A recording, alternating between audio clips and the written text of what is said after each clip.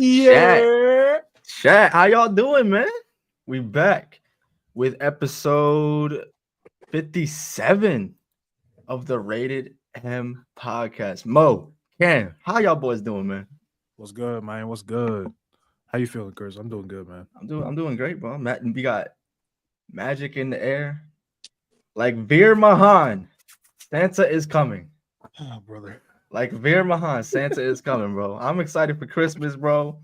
But we got some pro wrestling to talk, bro. We had a pretty big weekend. Yes, We we did. had Saturday night's main event, the first one in well over 15 years. Speaking of Santa, Santa's delivered all of us something this year. I mean, all of us something this week. He's delivered all of us something this week that we've wanted. A good Dynamite show? For Chris, he Oh, delivered. it was good? Okay. Delivered the gift of Edward losing the trickle win.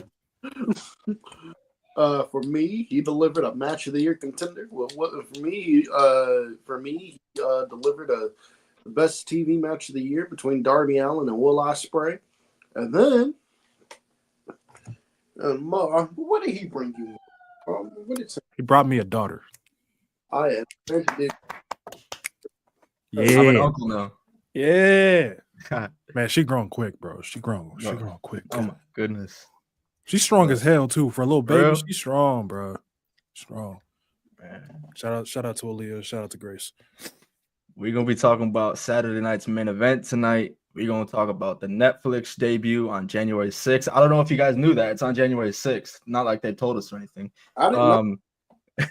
I didn't know either. We are gonna touch upon the whole Tessa Blanchard situation because that's it's a little side eye, and then to have fun to end out the year, we're gonna do some hot takes for y'all before we do our end of the year awards next week. I'm looking forward to that, especially, bro.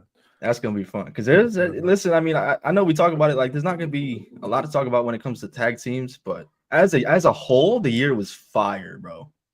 Honestly, yeah. Like even like both companies, honestly. Maybe not TV wise, like weekly TV wise, but pay-per-view wise. Like pay-per-view as far as like moments, bro. This year had it all. And TNA has a resurgence as well. Yeah. We're eating. Can't lie. But let's start with Saturday night's main event. First of all, what did you guys think of the show overall? As a show, I thought it was a glorified edition of Raw. As a show, it was a glorified edition of Raw SmackDown. But personally, I loved it. I loved it. As somebody who likes I very much like the 1980s style of WWE. I very much like the 1980s style of WWE. Don't ask why. I cannot give you a good reason. But I like 1980s WWE. It's just fun. So it felt really good to see. It felt like this was just. This was Saturday night's main event from 1987. It literally looked like they just transplanted 1987 onto. It literally looked like they just transplanted 1986 into 2024. Yeah. And I thought it was great. I thought it was great. I loved it. My one criticism about it is commercials. I understand that this wasn't a PLE. This was a show on Peacock. That this wasn't a PLE. They were just airing it on Peacock. Still, though, there's no reason at all why the Peacock viewers had to suffer through commercials. I don't find. Like there's no reason why at all that the people watching on Peacock had to suffer through commercials. I do not understand that at all. But outside of that, I thought it was good. I thought it was a good show. The ropes, the ref attire, bro. Jesse the Body Ventura was out there for the main event. Winged Eagle finally made his appearance in a long ass time, bro. Keep it. And facts. No, I'm playing. But the funniest part about all of it is Kevin Owens is still walking around with that Winged Eagle title. I love it. A lot of people were upset. Well, first of all, I'll say the show aesthetically looked amazing. Like Cam said, like I also enjoy late 80s WWE. I'm not watching anything pre-WrestleMania. I'm just not. But late 80s WWE aesthetic is great. And the fact that they brought a lot of that back was cool. As a show, it's basically what if you took Raw and Dynamite put together. That's pretty much what you get. But people were really upset about how they handled Cody and Kevin, which to those of y'all being like, "Oh, Cody cheated," and trying to compare it to Roman, folks, people complained about the same type of finish every single time. Not the fact that the heel was cheating. Okay, let's get that one thing straight. Cody cheating was a little weird. I will agree with that. The match itself was solid. Cody and Kevin are great wrestlers, so I'm not surprised. But yeah, people being upset about how they did the finish with the ref on the outside, that was really weird too. Like I've never seen that. I don't know if that's maybe that'll play into the story eventually. But that was a little strange. But the show overall was fun. I thought the triple threat with Gunther, Priest, and Balor was great. Oh boy, Finn Balor. Oh, boy. We all took a sigh of relief when Finn Balor back at it again, bro. And he took the pin on Raw to lose the title. And he took the pin on Raw. That's even worse. On Saturday, okay, but Raw, when JD McDonough's right there, this got to be a storyline at this point. They got to be seeing Triple H got to be seeing the memes, bro, of Finn Balor. He got to be seeing it. There's no way. Make it a shirt, bro. Make some money off it. Serious. As far as the main event with Kevin and Cody, were you guys upset at all with the fact that the post-match attack happened off the air? Or are you kind of just like whatever? Because I mean, think about it. For those who don't have social media, and it's not a lot of people out there like that. Shout out to y'all. If you don't have social media, you did not know that happened. You wouldn't have found out until Monday or SmackDown. Or if you're good at being off your phone, unlike me. Yeah. But yeah, I was a little. I was and I wasn't, because I understand like it was a TV show and not a PLE. So you have hard stops when it comes to timing of shows. So I was a little bit upset, but I also understand why they had to cut it off. But it would have been a perfect moment to close the show as well. Were you guys upset with the winner? I wanted Kevin Owens to win. I wanted Kevin Owens to win the title. I really wanted Kevin Owens to win the title, because I think they could easily get away with giving Kevin Owens the belt and having Cody win it back the next month at the Rumble. Like, I just wanted them to freshen shit up. You know, I just wanted them to freshen shit up personally. So I'm kind of disappointed that they didn't go with that finish. But so I'm kind of disappointed that they didn't go with that finish. Kevin winning, but I mean, we basically get him as WWE champion while Cody's gone anyway. So I don't mind that. Apparently, I'm getting the blame for them not showing the aftermath, but it's always your fault, bro. Yeah, it's always my fault. That's cool, but no, not at all. I understand Cam's point, and I am kind of leaning that way too, where we kind of need not flip flopping, but we need a little bit of changes in a little bit of title changes, right? Right. Yeah. But like I've said before, like I said last week, actually, I have a hard time with them following a 4-year reign with something that doesn't hit at least a 365. That's just me. Maybe y'all see it different, and that's okay. But I think, to me, if you're gonna stop what was maybe the greatest title reign of all time, you got to follow it with something substantial. After Cody, then I definitely understand. I definitely understand that it's time to start rotating the belt a little bit. My brother was calling me, but anyway, yeah, I wasn't upset at it at all. But I will say, I think Kevin Owens, if I was to do it, I would have Kevin Owens beat him at WrestleMania. That's how because at that point you've already hit 365, because WrestleMania is later in April than it was last year, so you'll get the 365. I mean, Cam's idea of Cody winning the belt back, it's like if they were to do that, let's say at Mania, it's like. I've heard those theories floating around too, and it's like, I don't really want cheapens it a little bit. Nah, bro. Cheapens it a little bit, but I understand why Cam would want to see like more variety in champions. I definitely want to see that after Cody's first reign. I feel like WWE almost expects us to be accustomed to these long title reigns. Because I mean, think about it. You got Cody Rhodes as your world champion. You got Gunther as your other world champion. Two people that realistically shouldn't be losing it anytime soon. But if there was, if I had to pick one to lose it, like one like before the other, I would say Cody. I would say Cody. Oh yeah. I think Gunther will probably should be the longest reigning world heavyweight champion. And I could probably see him holding it all the way until SummerSlam next year. If he doesn't, I'm cool with that. I'm definitely cool with that. But I got to talk to you about that because I don't think he's holding that thing. No, I don't think he's walking into Mania as champion. Ooh, okay. What does that mean? Are you cooking? Let's hear. According to reports, WWE wants CM Punk in the world title match at Mania.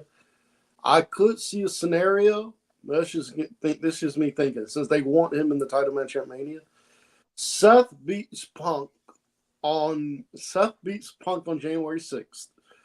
That frees Seth up to challenge for the world title. Seth beats Gunther at the Rumble. Punk wins the Rumble. Seth Punk 2 for the world title.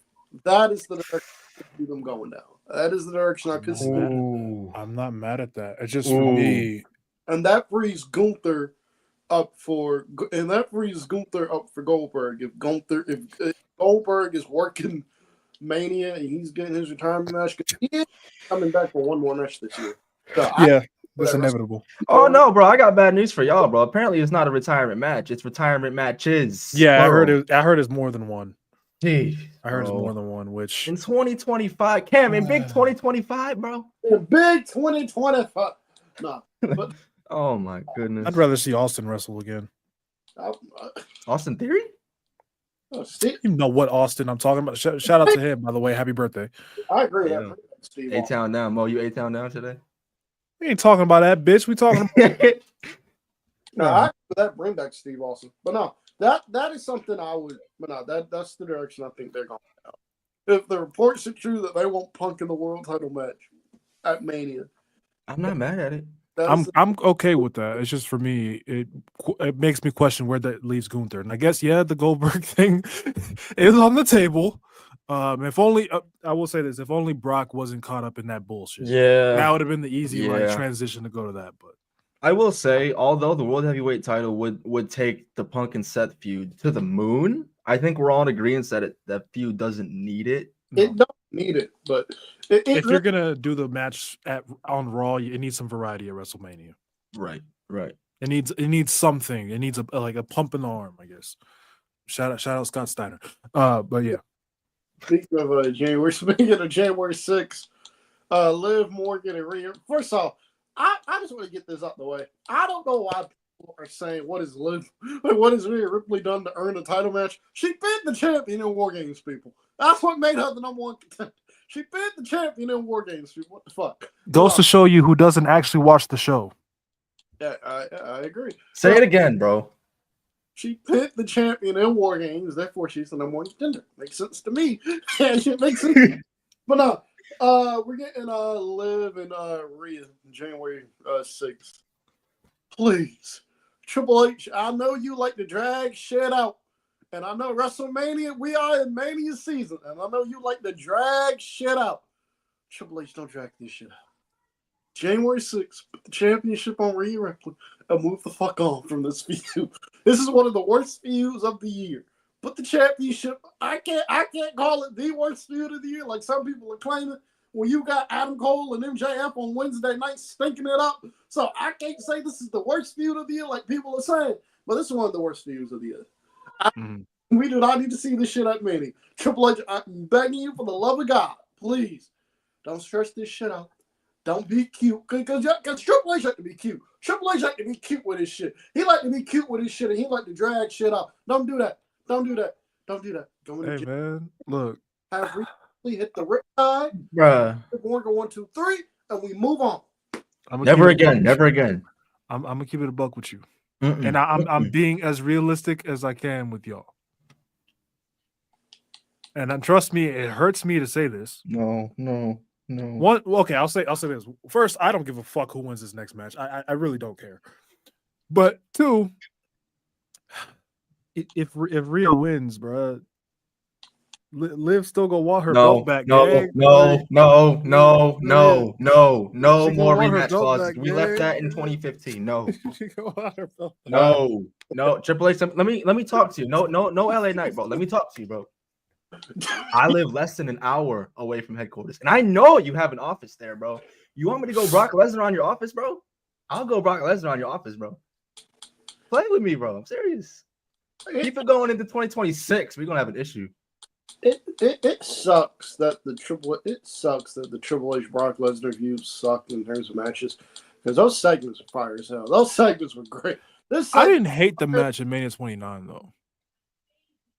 It went too long, but I didn't hate it. Went too damn long though. But no, that segment was comedy gold. Facts. Them just Paul Heyman just recording, walking around the entire place. Everything, bro. Oh my goodness, crazy work. Oh my goodness. But what else happened on Saturday night's main event? We have a new, actually inaugural United States Women's Champion in Chelsea Green. My call was wrong. And I'm kind of glad it was.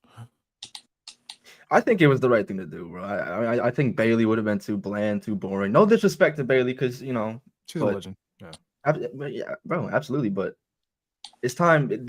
To me, this is how you make new stars. And Michin, she got her shine too. That finish, bro, the unpretty her from the top rope, the way she that was slipped great. Over, that popped me. That was great. That was great. That popped me. That was a really nice finish. I wonder what the first feud's gonna be for Miss Chelsea Green. Michin. Yeah, probably a rematch with Michin. You gonna run it back? All right, shit, I'm not mad at it. I'm okay with it. The match was pretty good, to be honest. I will say though, it's gonna have the mid-card titles are gonna have a hard time getting on PLEs now, especially with this 5-match format. Especially Royal Rumble, but Royal Rumble, I'm okay with them having less matches. There's 2 Royal Rumble matches in one night, so bro. I'm okay with that. But man, because if the tag title's not even getting on there, if the men's mid-card titles already struggle to get on the show, so the only time I see the women's mid-card titles getting on a pay-per-view is maybe WrestleMania, which is very unfortunate. That is very unfortunate, but I think that is very unfortunate. But I'm incredibly happy for Chelsea Green. Chelsea Green has been great. She's been great since she's been back. That woman can do anything that woman can do anything you need her to do. I know people online. Look here. I love in-ring work as much as everybody else. But I love in-ring work as much as everybody else. She's not. Y'all take it too far with the Chelsea Green. She's not a bad wrestler at all. She's not bad at all. Y'all who be saying she's bad? Certain people. If you know, you know. If you know, you know. She's not. Ass whoop. She's not a bad worker at all. Y'all. She's not a bad wrestler at all. I don't know why y'all get all caught up about that. Look, I love in-ring work as much as the next person do. Look, I love in-ring work as much as the next person. I love my graps as much as the next person do. I do. I do. But y'all make it seem like Chelsea Green is fucking Great Khali in the ring. Chelsea Green is perfectly fine. Chelsea Green she's a good wrestler. I don't watch her matches and go like, yeah, change the channel. No. She's not a Charlotte Flair or Bianca Belair, but she can work. Yeah, people are in-ring merchants, bro. I swear to God. I'm saying, bro. Like I know I tease Cam, but there's some real in-ring merchants out here. That shit annoys the fuck out of me, bro. Like in-ring is not everything, people. Yeah, bro. Spoiler alert, bro. Fuck. Work rate is not everything, bro. And believe me, I used to be one of them. Come on, bro. Thanks. There's a reason why I love Gunther, but come on, bro. He's developing in the character development shit, bro. Come on, bro. But not Jack Perry. All troll aside, he's a good heel. Chris, I'm sorry. It's a Christmas miracle, chat. I've said it before and I'll say it. Christmas next week. God damn. Chris, I've said it before and I'll say it again. I'm sorry to burst your bubble here. I got to get off this Jack Perry bandwagon. I got to get off. He just doesn't move me. That's all. You're not allowed on the scapegoat bus. I don't see the move. I don't see the hype of Jack Perry anymore. I just don't.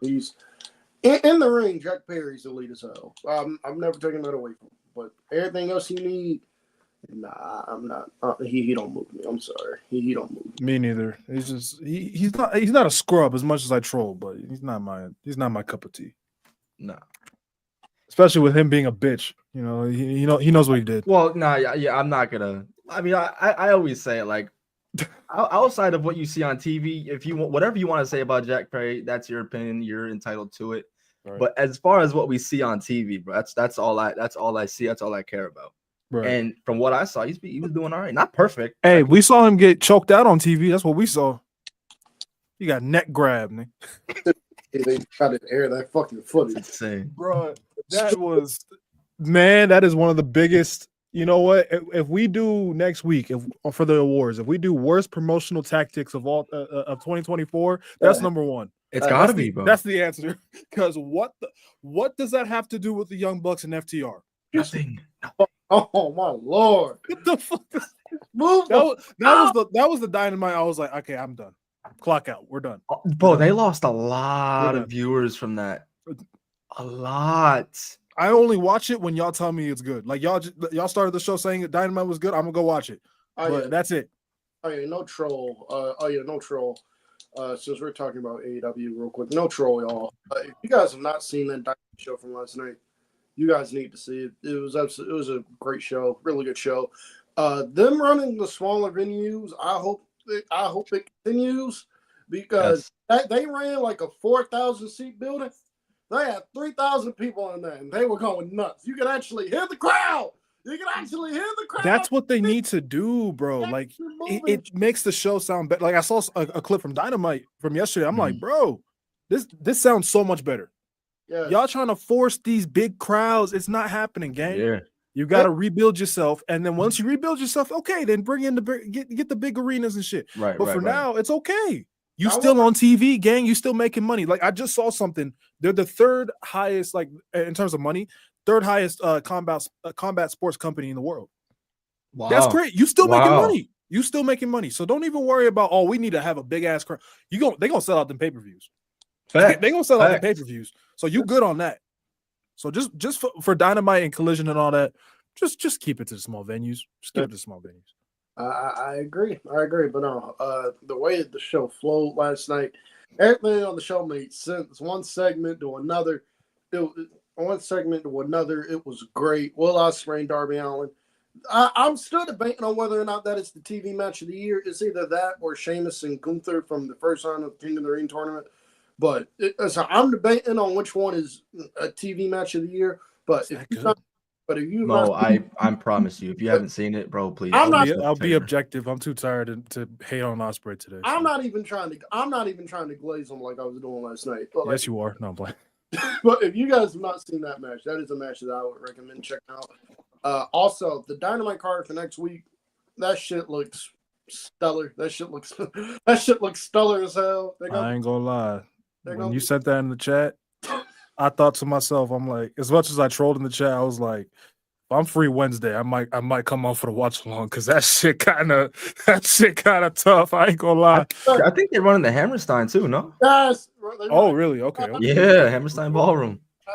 There's no reason at all for that not to be a fun show. So if you guys not check that out. Speaking of AEW, also Edge. Who? On his way back. Adam Copeland is on his way back.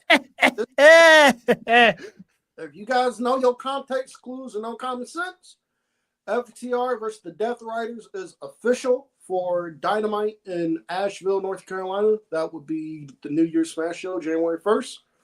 AEW said, FTR in that promo said they're bringing somebody with them. Edge lives in Asheville, North Carolina. Oh, yeah. So. All right, bro. Rated FTR. Let's do it. Hey, go ahead and put that world title on my boy. Go ahead. Just go ahead and do it. Hey, I don't care for Mox's world. Yo, Cam and Chris, y'all watch this shit weekly, bro. Yeah. I'm gonna ask y'all for real.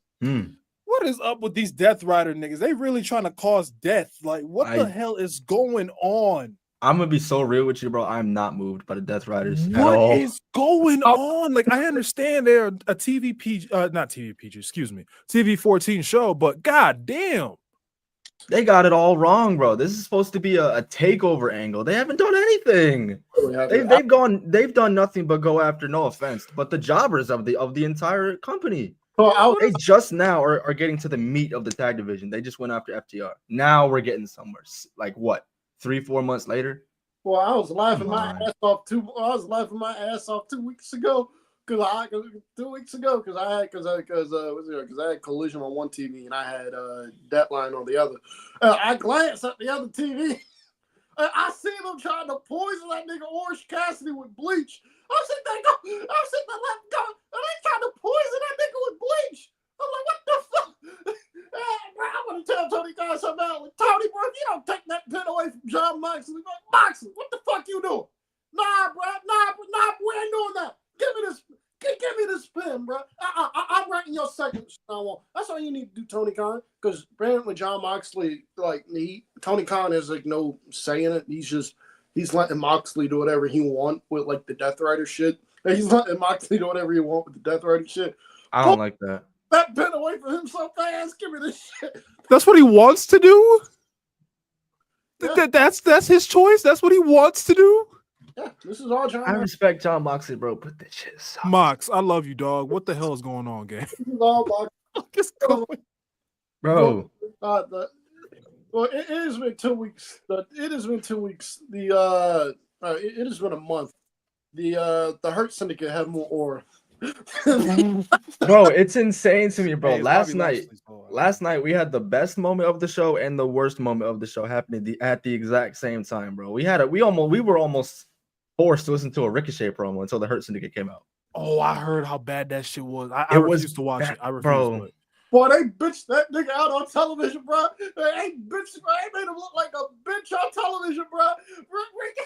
Ricochet came out to do a promo or whatever. Then the Hurt Syndicate came out. MVP looked at Ricochet. He was like, Ricochet, you still got my business card they gave you, right? Ricochet was like, yeah, I still got it. He was like, yeah, I still got it. He pulled it out. MVP ripped that shit. MVP took it. He ripped that shit out. And then Bobby Lashley grabbed him. And then Lashley grabbed him. And MVP was talking shit. And then afterwards, after MVP got done talking shit, Lashley just puts Ricochet down and he fixes his suit back up and they leave. Bro, that shit was funny as hell. Yeah, bro. Are they trying to make him a comedy character at this point? They might, bro. They might. I heard he's being punished. For what? What did he do? For his comments a couple weeks ago in an interview talking about AEW wouldn't exist if it wasn't for Ricochet. Oh, brother. I just thought he was hilarious last night, bro, because they literally had him like cornered, like this was high school or something. Like, and Ricochet's like, guys, this isn't you, and like he didn't even fight back. He didn't fight back. I hope Samantha Urban wasn't watching. Hey, I'm just saying, dude. Oh, that shit was funny as hell. What the fuck? Oh, hell no. Bitch on television. Bro got bitched. What the fuck? Oh, bro, and you know the little laugh he be doing, Cam? That little like a Jada kiss, like that type laugh. Yeah, he got made. Ricochet. You gotta stop. He got made to look like a bitch twice in the same show. Cause even Swerve Strickland had to tell him, "Nigga, I'll whoop you." That's why you still bald. He's even had to tell him, "Nigga, you a bum, bro. You ain't shit. Nigga, I will whoop your ass, bro. I run this fucking company, bro. I ain't Swerve Strickland.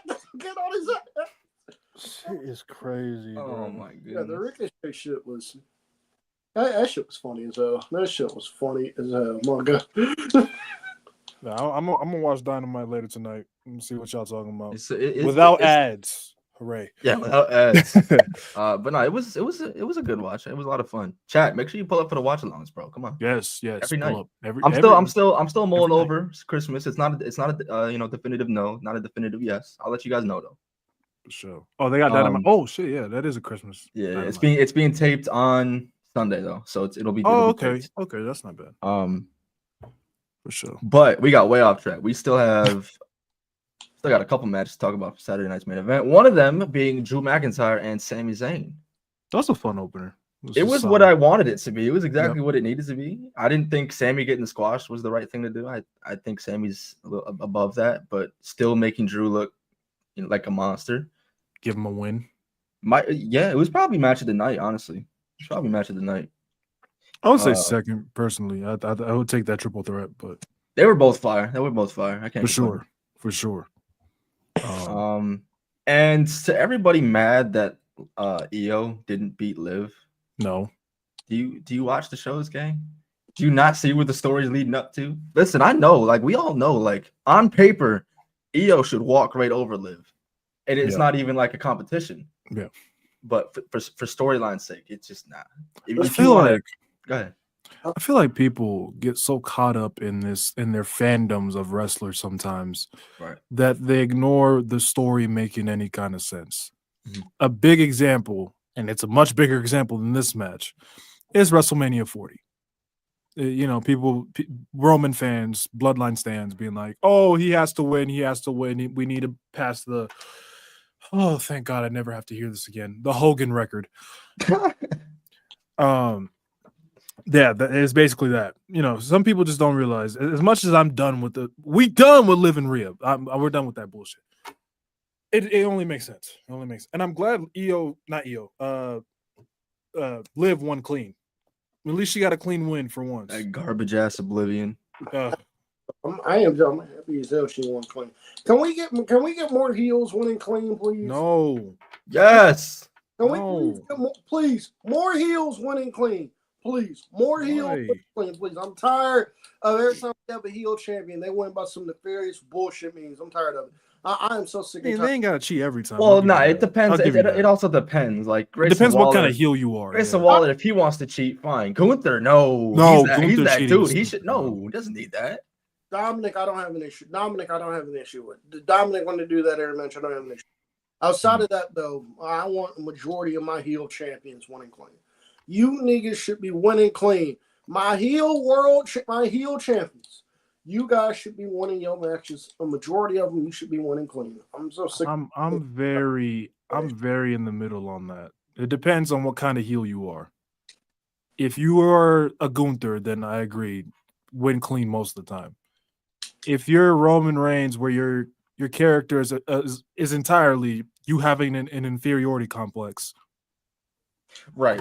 If the character fits, if the storyline fits.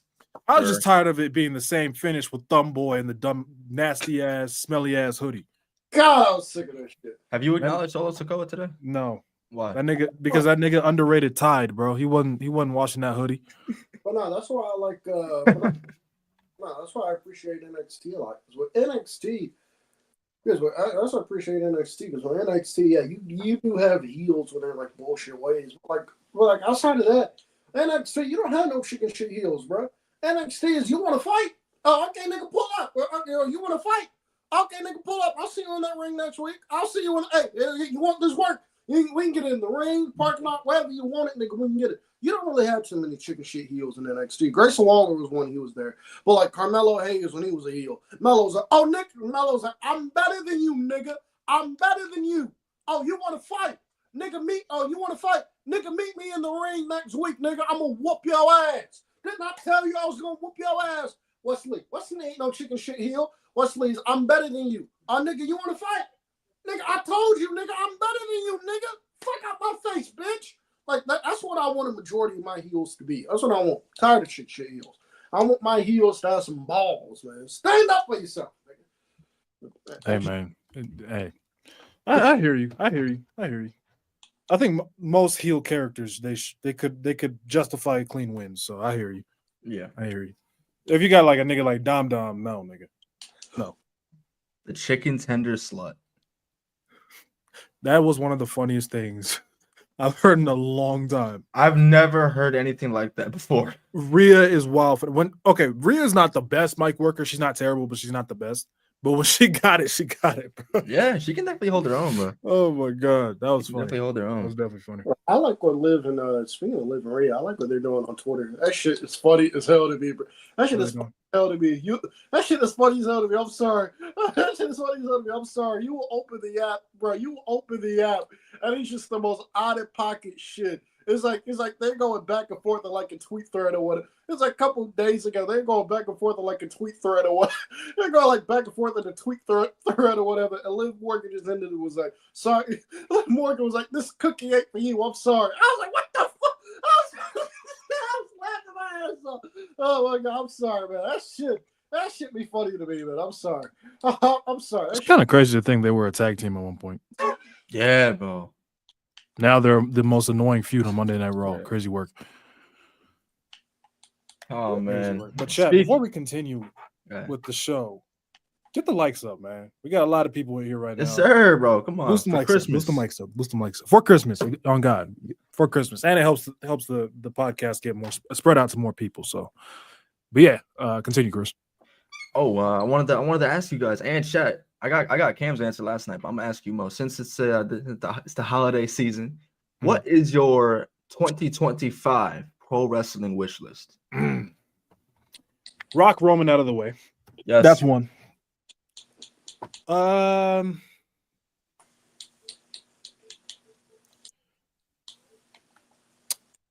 think honestly that's like the number one thing on my list right now. I just want that out of the way. I agree.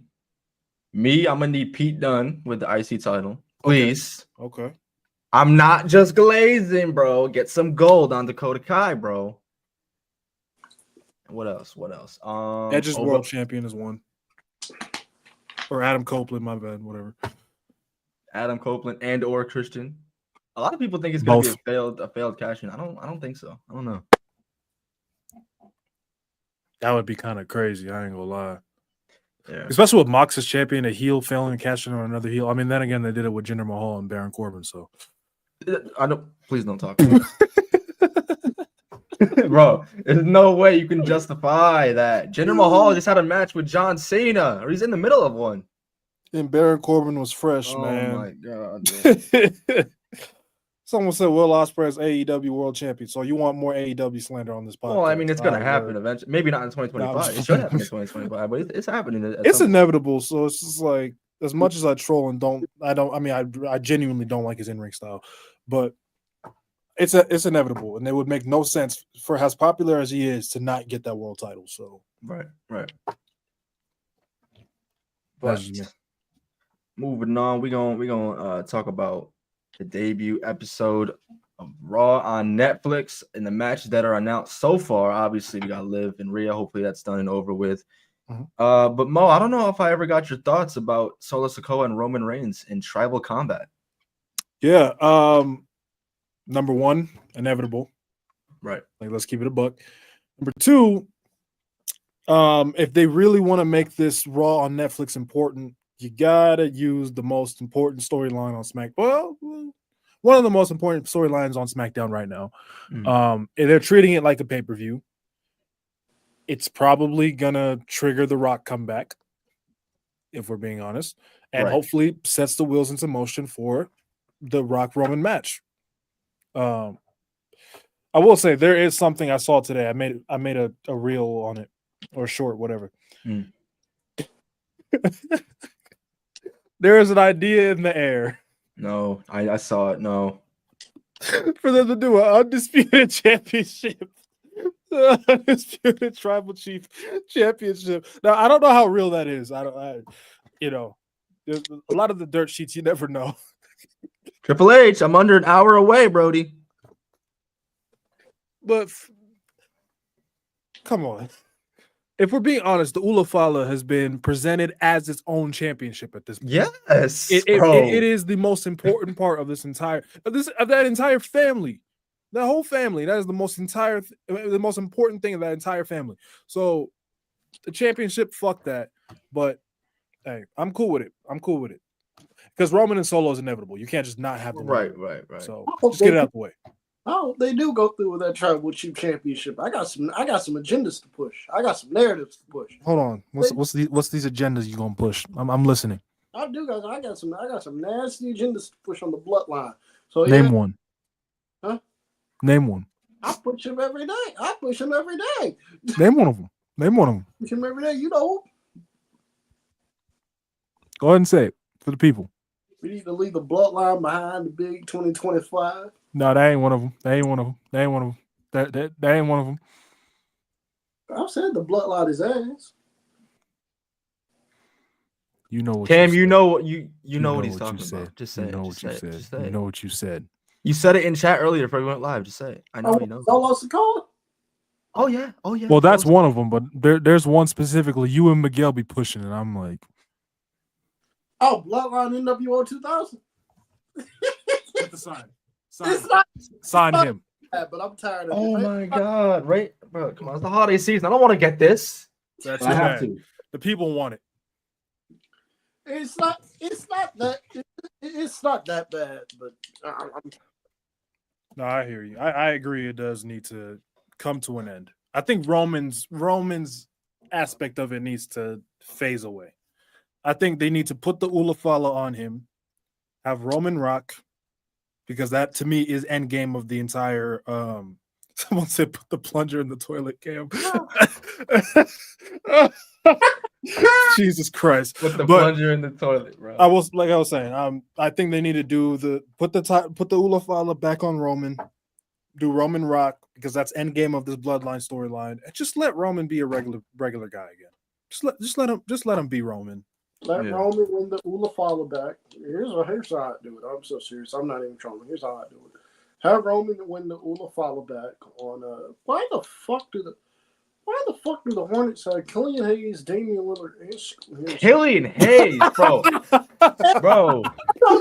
Somebody in chat, I think it was MB last week. He said I look like Killian Hayes. I'm like, bro, do you want to fight, bro? What part of me looks like did see that. I was like, oh, what part of me looks like Killian Hayes? I've never been told that. That is crazy.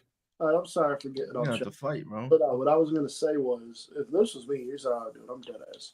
Have Roman win the Ulafala back, and that's where you had Jay. Have Roman win the Ulafala back, and then immediately after the match, have him get booted. Have him get booted from the bloodline. Have Jacob Solo. Now have Jacob, Tama, and Tonga boot his ass out. Have him boot his ass out the bloodline, and because it's time. Losing that right now, because what Solo's been saying, losing has consequences. Solo, my God, you don't lost twice. Solo, my God, you don't lost twice when you fought for the WWE title. You don't lost twice. You got pinned inside Hell in a Cell. You got pinned inside War Games, I think.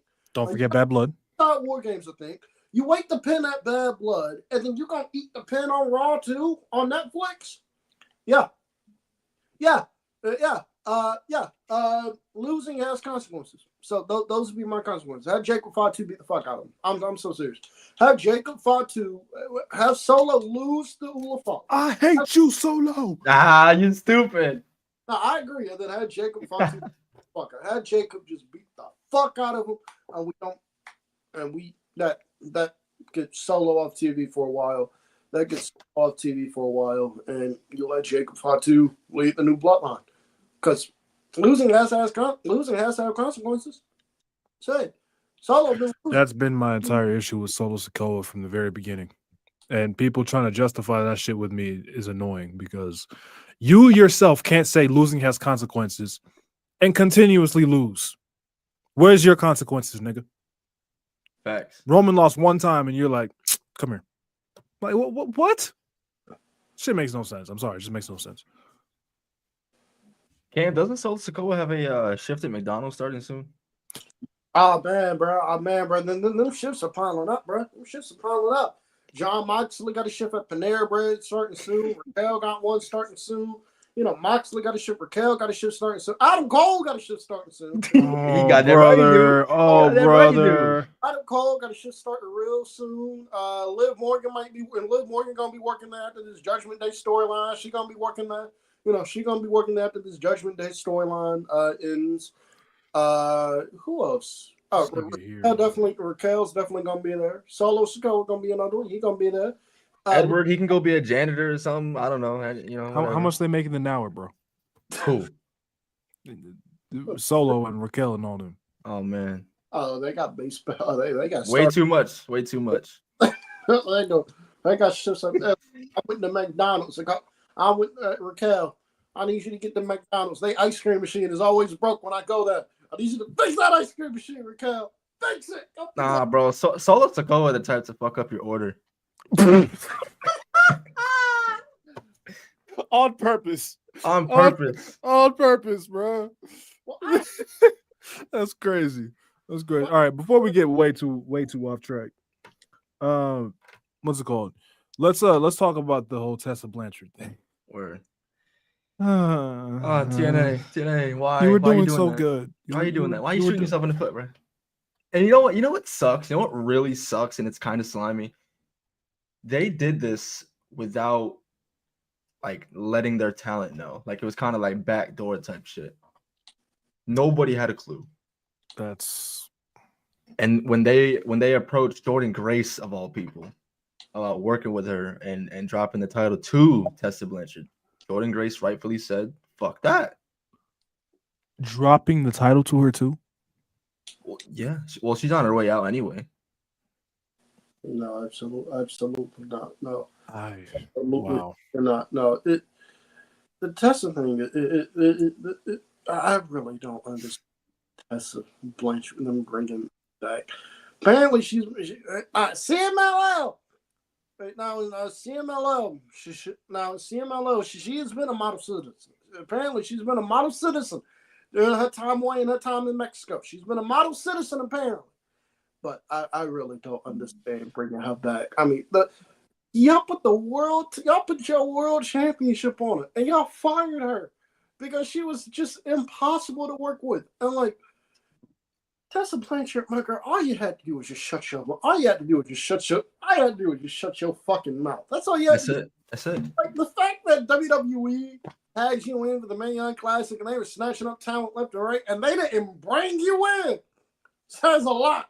And they didn't bring your ass in, says a lot. It's just I don't understand it. I don't understand why y'all brought her back. I don't. But hey, I'm not running the show, so. Oh boy, I got some things to say, boy. Uh, Look, I understand people change, people get better, people make mistakes, and I get it. I hear that. I'm the type of person that gives people second chances when they fuck shit up, right? But there's a few things here that people don't even understand. First of all, I haven't heard an apology, and I'm a very strong believer in the saying of the apology better be as loud as the disrespect. That's one of them. That's something I stand on. Okay. Also, outside of her being a racist bitch, and I don't like calling women bitches, but that's a racist bitch. Nobody was asking for Tessa Blanchard in 2024. Put the fries in the bag, my nigga. Nobody was asking for that shit. Like, come on, bro. Who the fuck was asking for Tessa Blanchard on a major wrestling company in 2024? I low-key forgot the bitch existed. I did. I low-key forgot she existed. Like, I remember when people were who was asking for it? I remember people were hopeful for the Tessa Blanchard Charlotte Flair match one day. I'm like, I don't know. I mean, she's got the fucking talent, but she a bitch. Boy, the fact that a whole other like vanity project was started for her with like women's wrestling, and like she was gonna be like the star of that shit, like the centerfold of it. The fact that they got rid of her and before the show even aired, come on, Doc. Come on, Doc. Someone said Moose pulled up cooning. Bro, I don't know. It's just I'm basically in the same boat as you, Mo. Like I'm all for giving people second chances, but there's just something so off and so like just disturbing about hearing she literally spit on a woman and then proceeded to call her a racial slur. I would never forgive that. Is inhumane, bro. I will be fair to Tessa Blanchard. To be fair, apparently the woman that she called a bitch, and she spit on, apparently the woman that she called a bitch and she spit on, they have that woman has forgiven Tessa Blanchard, and they've even taken a few photos together. So, shit. I don't give a fuck. Fuck that shit. I'm in agreement with you. I'm just saying. I hear you. Call it that shit as forgiving her. So, I definitely hear you on that. But it's like, and the fact, like what Khris said in the beginning, bro, they had to basically backdoor her back in. The fact that you have to do that with somebody is already a red flag, bro. Mhm. That's a red flag. If you have to hide it, not for like the surprise factor, not for like, basically what they did with Punk, right? That was just that was a surprise for everybody. But the fact that they did that knowing good and damn well the history that she has and how people feel about her. Come on, man. What we doing? TNA, it ain't a good look that you bring in Tessa Blanchard and Matt Riddle in the same year. That is not a good look. That is really not a good look. No, and it's even worse when you realize like TNA is in the middle of like a massive like departure of their talent. Like I think they're losing Kushida, Rhino, Josh Alexander, bro. Like yeah, Kushida's gone. Jordan Grace, Joe Hendry's gone next year, guarantee. Yeah, he's going straight to WWE. Yeah, they are losing a whole bunch of. Like this is not the time to be fucking around playing with fire. Mike Bailey left. It's just bro. Yeah, he's going to AEW. Like, bro. They are losing a whole bunch of. They are losing a whole bunch of people. Oh my goodness. Yeah, Moose wrong for that. He cooning. Call Umar, nigga. We got another one. Yeah, bro. Find God. 10,000 lashes. Oh, Infinite, bro. Infinite. Oh shit! All right, but yeah, I guess a summary of everything we said. Fuck Tessa Blanchard. Yeah, Basically. Until we hear an apology or something, fuck her. And it better be sincere, bro. I don't want no like lackluster, like no Hogan type. Just to apology. get it out there, right. Hogan, that nigga ain't apologized for real. But anyway, sorry. That's not what we're talking about. We done with the 80s anyway. Fact, unless you're Cam. Grandpa, bro. That's grandpa. But no, y'all ready for hot takes now? Let's do it. Chat, you already know the routine, man. We've done a bunch of these. The last one of 2024, so we're doing 2024 pro wrestling hot takes. It could be any company, any topic of having to do with wrestling in 2024. And yeah, we're just gonna kick back and react to some of them, man. Let's do it. Let's see if anyone's dropped any since we started the show. We need actual hot takes. We don't need no shit like. We need actual hot takes. You don't need no shit like hot take. We don't need no shit like hot take. Shawn Michaels or Undertaker WrestleMania 25 is the best Mania match of all time. We don't need the bullshit hot takes. We need some hot takes. We need some shit that's gonna make us think for a while. You know what I mean? We need some hot takes, y'all. We need some hot takes. We need some hot takes that's gonna make Cam crash out. Or me crash out. Or make Mo get the chocolate, bro. Facts. Mo don't even get the chocolate like that no more. Got it on me. Shit. I got it on me. My foot's like it's already like hanging off my foot to kick it up. Right. Yeah, he stay ready. To kick it up, shit. All right, first hot take. This is from all the way in the beginning of the show. Liv Morgan should beat Rhea Ripley to establish her title reign, but herself as well as the women. For audio listeners, God. Cam just flipped them off.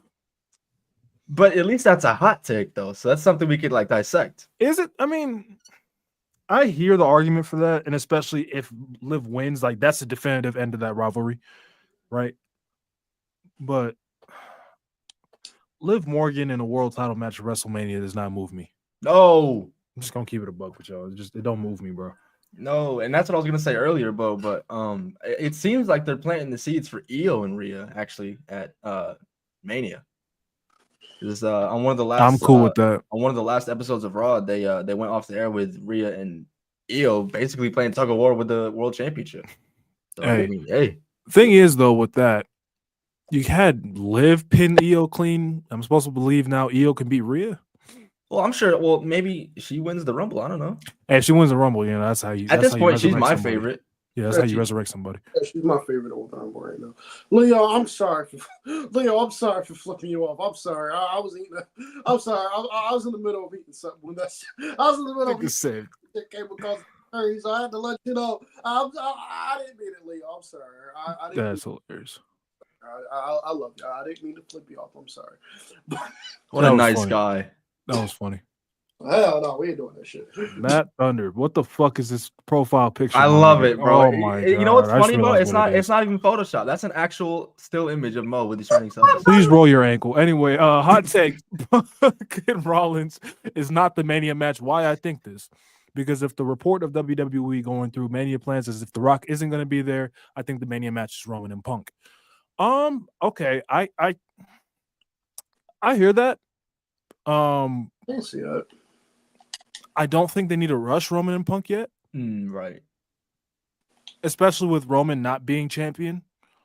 Like Punk wants a main event at WrestleMania. I think he should get it next year. Yes, Roman and Punk is an obvious Mania main event, but I don't know the Seth and Punk thing. I don't think you just end that in a few months. It's just too perfect, bro. You can drag it out, bro. They kept it going at the kickoff show at the headquarters yesterday. They kept it going. Yep, They and got I beef don't for think you years. can right now. I don't think you can pull Roman out of the bloodline situation either. No. So that's a little. This hard. might just be me, bro. I'd be more interested. I would keep it Seth and Punk. And believe it or not, bro, if Rock isn't gonna be involved, I would do Roman Jacob. I think that'd be fire. I'm good with that too. This to me is a SummerSlam match. That's what this is to me. This to me is the SummerSlam match with Roman and Punk. Like you can get so much shit going up to WWE television with the ultimate story being, with like the ultimate story being Punk wanting Heyman to come back and manage him, and now Heyman's kind of torn. He's like, do I go with Roman? He's like, do I stick with my wise man Roman, or do I go to the guy that or do I go to the guy that I've known since for 20 years and Punk? Like you can get like so much mileage out of that shit that can go into the summer to just do it just blow it off at Mania. Well, I mean, to be fair, if they do the first match at Mania, I wouldn't have an issue with. But like, I think that's the SummerSlam match. I think that can be the SummerSlam match this year. But I heard that. I know my vision for SummerSlam was Cody Roman 3. That was my vision. I wouldn't hate it, bro, because listen, I mean, it goes back to what Lewis has been saying for weeks, bro. Not every huge money match needs to be at Mania. Yeah. And I don't need them to main event WrestleMania again. Third time, bro. I said, nah. Come on. I'm okay. We already had that with Roman and Brock. I'm okay. Then again, this is a better trilogy, if we're being honest. But bro, we had the suffers. Oh my god, bro. 34. 34. Oh my god. 38. I understand. Yeah, right. But 34 is inexcusable.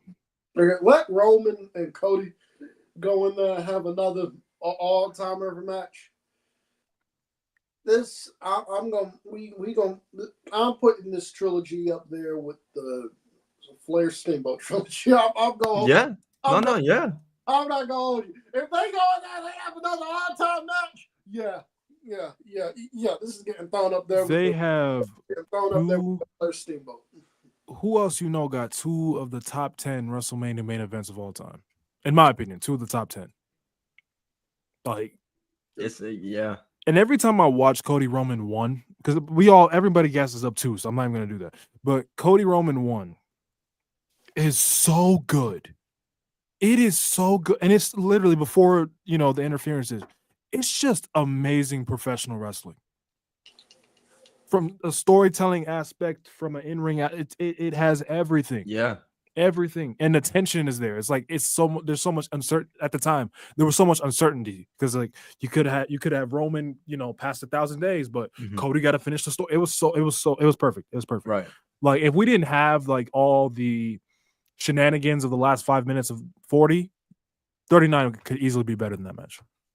39 would easily. I think so. Yeah. Judgment Day storyline is the worst storyline of 2024. The worst? The worst. I don't know, bro. I can't say it's the worst storyline of 2024 when you got MJF and I'm Cole on Dynamite. Shit, you got MJF, when you got the bro, that MJF and I'm Cole on Dynamite. That feud is that is a very, very bad feud. It just makes no sense how they just flipped the heel and face dynamic with no explanation. People still cheer MJF, and I was watching the show last night, obviously, and people were even booing Adam Cole. They were booing the Washington Wizards in Washington. That is, I mean to be good. To be fair, it's the Washington Wizards. I mean, it ain't that hard to get people to boom. It ain't that hard to get people to boom. But The Adam Cole MJF feud, that's a feud that should have that's a feud that just should have the shit they did at Double or Nothing where MJF came back and he low blowed Adam Cole and gave him the brain buster. That should have been that should have been the end of it. That should have been you do that, that's the end of it. Don't even try to. But the judgment, I can't say it's the worst. I mean, because like there's a difference between it like just flat out sucking and just it going on too long. It started well too, right? And it's not like there's no continuity within it. Like you had moments like Dom turning on Rhea at SummerSlam. The Liv, I Rhea stuff. I'm sorry to cut you off, Chris. I was enjoying the Liv Rhea stuff until it just went on for way too long. But like I was enjoying the Liv and Rhea shit until it just went on for way too fucking long. But like I thought that was very good. I thought it was must see television. I thought it was very good. I thought it was must see television. I thought they were both very compelling at the time. It's just that feud just went on for too fucking long. But like I was digging the Liv and Rhea shit for a while. Like I was digging the Liv and Rhea shit for a while. I don't care about it now because this feud has gone on way too long. I'm ready for it to end. But like, I was digging it a while. Like shit they're doing with Damian Priest and Finn Balor, where like Finn Balor, where they kicked Damian Priest and Rhea out the Judgment Day, and Damian and Rhea would come out and they would beat the fuck out of Dominic and Liv. That place would go nuts. Like the building would go nuts for it. Like I thought I was really enjoying it. I thought it was a lot of fun, but it's just gone on for way too fucking long to where I don't care about it. They need to end it, but I can't say it's the worst because it started out so good. Yeah, I agree. And I'm sorry, bro, but in my opinion, the whole Death Riders thing is worse than the Judgment Day. Damn, that too. It's not hitting at all, bro. Their whole mission statement is just it completely whiffed for me. Either the Death Riders or it's either the Death Riders or the Elite shit. Damn. Yeah, I mean, well, think about it, bro. They gave they attacked Tony Khan and they went nowhere with it. I'm just glad they're not defending AEW from the Death Riders. Oh, that's coming. No, bro. You know that it's coming. No, I don't want to see that, bro. Let's just let it be rated FTR, please. I don't either, but Kenny's on his way back too. This storyline is ending with the Elite. I'll welcome Kenny back with open arms. This storyline is ending with the Elite reforming to save AEW. Sadly, I really do not want to see that because we just saw that shit 2 years ago. But that's what's going to happen here. That's what's going to happen. I can see it clear as day. I can see that shit clear as day. But I don't want it to happen, but I can see that shit happening clear as fucking day. So, sure. We got next. Jey Uso should have won the World Heavyweight Championship at SummerSlam. Absolutely not. Nah. Look, man, I love Jey Uso, but absolutely not. Yeah, I don't know if I can agree with that one because it feels like the IC title was like a here damn type thing. So the World Heavyweight Championship, that's like work rate. So it's like I'll say this. I don't agree with this hot take. I'll say that. But I still think he should have won Money in the Bank. I don't like what they did with Drew. I'm sorry. I months later, I still don't like it. I feel like it's a waste of the briefcase. I know a lot of people were being like, oh, but Jay's got to go back to the bloodline. He can go back into it with the briefcase. There's no reason he couldn't have went back into that with the briefcase. I don't see him as a WWE champion, but I definitely see him with the big gold, or whatever that is now. That's just me. I think Jey Uso should win the world title eventually, even if it's for a couple months. But maybe that's a hot take for some people. So, I've said it, and this is about Jay's brother, Mr. Big Jim. I think he should win the United States Championship. Next year. I think it'd be money, bro. And honestly, I think it'd be a better reign than Jay. I would. Well, it's probably gonna be longer. Should be. There shouldn't be any bullshit in the way. Right. I like that. I would prefer that. To be quite honest with you, I really don't just want them to just throw the Usos back together as like a tag team. Like, Well, Jay, you had your singles run, but we need those. No, I do not. Like, Just do the shit they did with the Hardys in like 2008, in like 2007, 2008, where like 2007, 2008, where like they can team together for like some big matches. If there's a thing going, where if it's a thing of like, bruh, I need a tag team partner. Let me call up the brother. I'm fine with that. But like outside of that, once this bloodline shit ends, keep their ass separated. Keep their ass separate. I agree. right. I agree completely. And my whole thing with Jimmy is, bro, it's like Jay has his first singles championship. He won it over the summer. He even won a tag team championship with Cody Rhodes. Mm-hmm. Now, if you're Jimmy Uso, or if you're a fan and you're looking at the Usos, you can clearly see who WWE prefers. Right. To me, that's a black guy on the Usos. To me, at least. Oh, in terms of the legacy. Yeah, right. Because I think it devalues Jimmy just a little bit. I think if he gets his singles championship, it'll push him up. Like, all right, he can hold his own. Mm-hmm. Yeah, we know Jimmy's like that, but shit. Oh, man. Yeah. I agree with Cam wholeheartedly too. Like, I've said this too. The Hardys in 2007, 2008 was perfect. They're perfect, easy singles guys that you can use to, if you need tag teams or a tag team for something. Yeah, right. There you go. But they don't need to be together all the time. I eventually do want a reunion, but right now I'm okay. Just hopefully no more bullshit matches between the two. Facts. No more super kick parties, please. Hot take: Dom will win the world title in the next 2 years. Oh my god, Prada been saying this the last couple of weeks, bro. 2 years? I don't know. I can see it in the next 2 years easily. 5 years, yes. 2. Considering the fact that they got 2 of them motherfuckers. Yeah, that's a good point. Yeah, I can see him winning that world title easily in the next year. Especially, and he's still getting the heat that he's getting. I was just gonna say that the heat that title would get, bro. I will say this: I did have a vision of him winning Money in the Bank sometime soon. I think that should be next year. I dead ass think he should win Money in the Bank next year. Also, okay with that. Also, this is just me. I do think Dominic Mysterio. I do think a babyface turn is in his future. I do think a babyface turn is in his future. In the not the very near future, but I could see a babyface turn. I could see a babyface turn in his future. I could. Maybe when it's time for his dad to retire. I think that's when you do it. Yeah. So he's not using the crutch of like that's my dad. No, he just he can. Let's say he retired. He's the one that retires Ray, and they shake hands, and that's how Ray goes off, and Dom starts being nice again. Something like that. What's the next one? Another one talking about the next 2 years. In the next 2 years, Bianca Belair will be the women's GOAT of wrestling. I don't know, bro. Of all of wrestling, I don't know about that.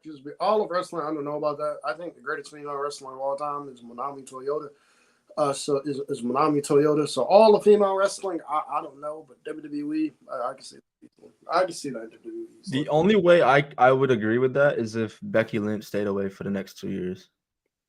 Because right now, to me, my GOAT is Becky Lynch. People ask me, and I'm like, everybody's right. People ask me, I'm like, I don't know. But then the more I think about it, and I never used to be a Becky Lynch guy like at all. But I gotta give flowers, bro. She's like that. She got it. She got it. She do. Like I don't know. Like the arguments against her are so Mickey to me. So it's just like it's like trying to make arguments against Michael Jordan. And I say that as a LeBron fan. It's Mickey. I'm sorry. You're trying too hard. You're trying too hard to poke holes where there's no holes. Right. It has to be Becky. It has to be. It has to be. Also, I saw a thing online going, if you can't have I saw a list online going, if you can't have good matches with these people, you might be the problem. Like people had an issue with Becky being on there, and they're laughing at it. I was like, Becky Lynch absolutely is gonna go on this list because if you can't have a good match with Becky Lynch, maybe you are the problem. Did you see what the fuck she did with Xia Li? I like Xia Li, I do. But you see what she did with Xia Li? Gave Xia Li the best match she ever had. Gave Tiffany Stratton the best match she ever had.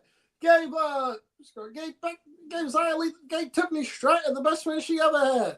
Put the rabbit out her ass with Nia Jax. So the Nia Jax ain't that bad. But still, put a rabbit out her ass. That's Liv Morgan. Come on now. Come on. Y'all gonna put some respect on that woman, bro. I'm tired of people acting like Becky Lynch is some sort of scrub. I'm tired of it, bro. Y'all gonna put some respect on that woman. Tired of it. The only thing I would knock her for, and I'm not even gonna go crazy about it, it's her promo sometimes. Like she's not bad on the mic. She can definitely cook when she wants to, but she's cringe at times. Right. She's cringe. But like I said, I'm not gonna hold her to that because like overall, the total package, she's like that. She has everything. She has everything, but so does Bianca. So I've always said she will eventually be the GOAT. For me, I think she needs a good heel run on the main roster for that to be the thing. I can't see Bianca going heel. I can't. She said that she doesn't want to. She doesn't want to. Oh, okay. Because she wants to be like that role model for. I hear that. I hear that. I don't think can't see it. She's just like she's just too over.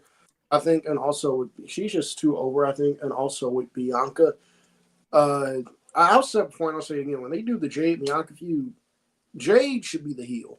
If we're gonna have Jade Cargill on television, give me AEW Jade Cargill on WWE television.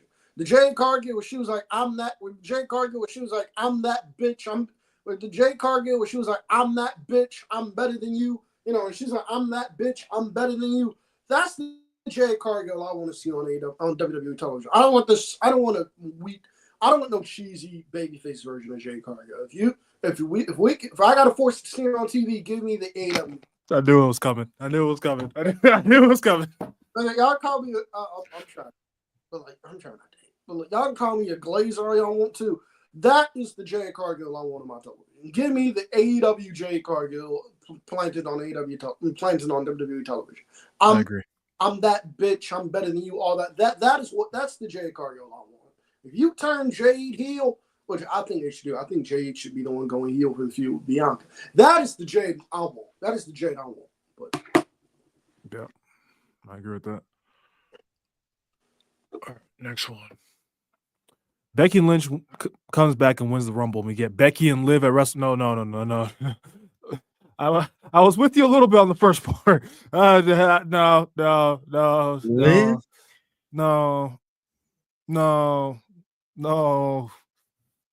And I've heard the pitch of potentially Becky, Liv, and Rhea.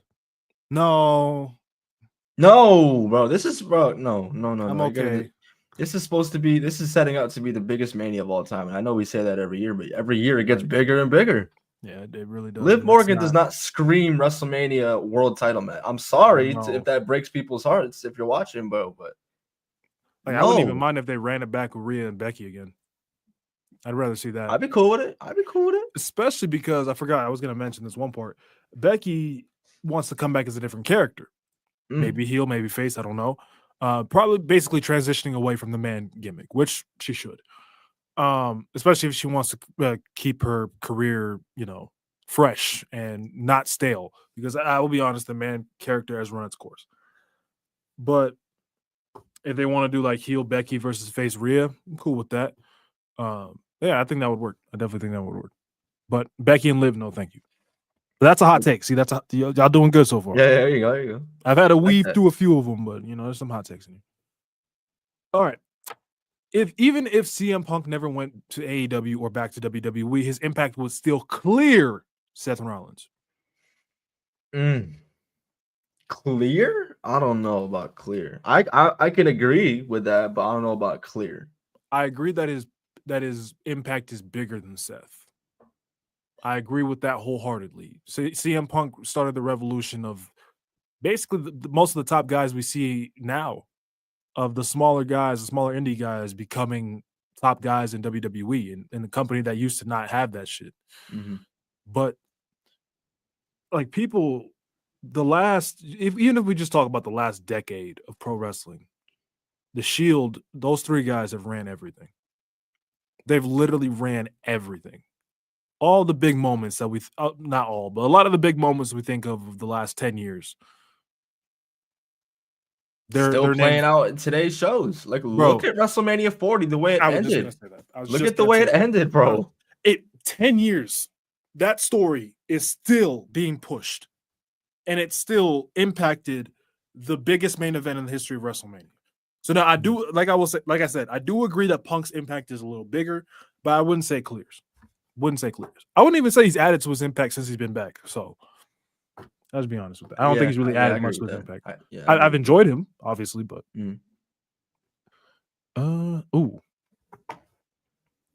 Rhea Ripley's mommy character just doesn't work as a babyface. Her character works better as a heel. Yeah, a lot of the horny motherfuckers like getting yelled at. That's why. I feel like it's because of who she's feuding with and the fact that this feud is dragged. Yeah. I think Rhea just needs to be a badass babyface. I think that's all she needs to be. I think a part of it, maybe I'm going crazy here. I think a part of it was having Dom at her side. But yeah, I agree with you, Christian. Yeah, I think it's better as a heel. I wouldn't say it just doesn't work as a babyface.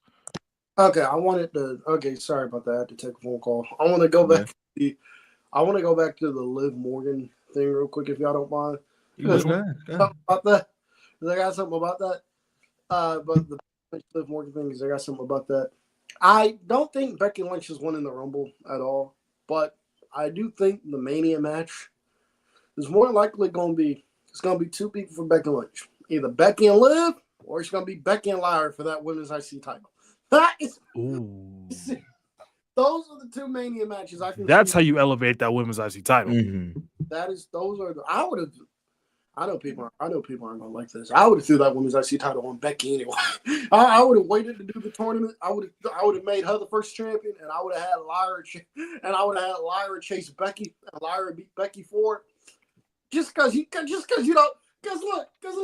I love, as much as I love Dakota Kai, as much as I love Lyra Valkyrie, they put the championship on Lyra and Dakota. They might treat it like a joke or whatever. They might not treat it as seriously as they should. They put that shit on Becky though. That shit's gonna be getting spotlighted prime time. So that's why I said I heard that. I would have put the championship on. That's why I said I would have waited until Becky came back to do the tournament. I would have had Becky win, and I would have had Lyra chase Becky going into the summer. But that's just me. But you could also have someone like a Dakota Kai or a Lyra win it, and then when Becky comes back, have Becky chase it. It would still feel just as important. I agree. Have Lyra going into WrestleMania as champion and Becky Lynch being the challenger. It puts the spotlight on Lyra Valkyria. I agree with that, and I do agree with that. Also with Becky, I've said this.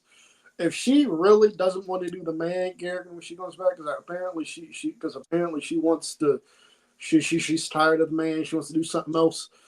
If she does want to go back to being a heel, having Becky pulling a SummerSlam 2021 with Becky and Lyra, where Becky comes back and just wins the title immediately, and Lyra has to chase Becky for it, that might be the best way to do it.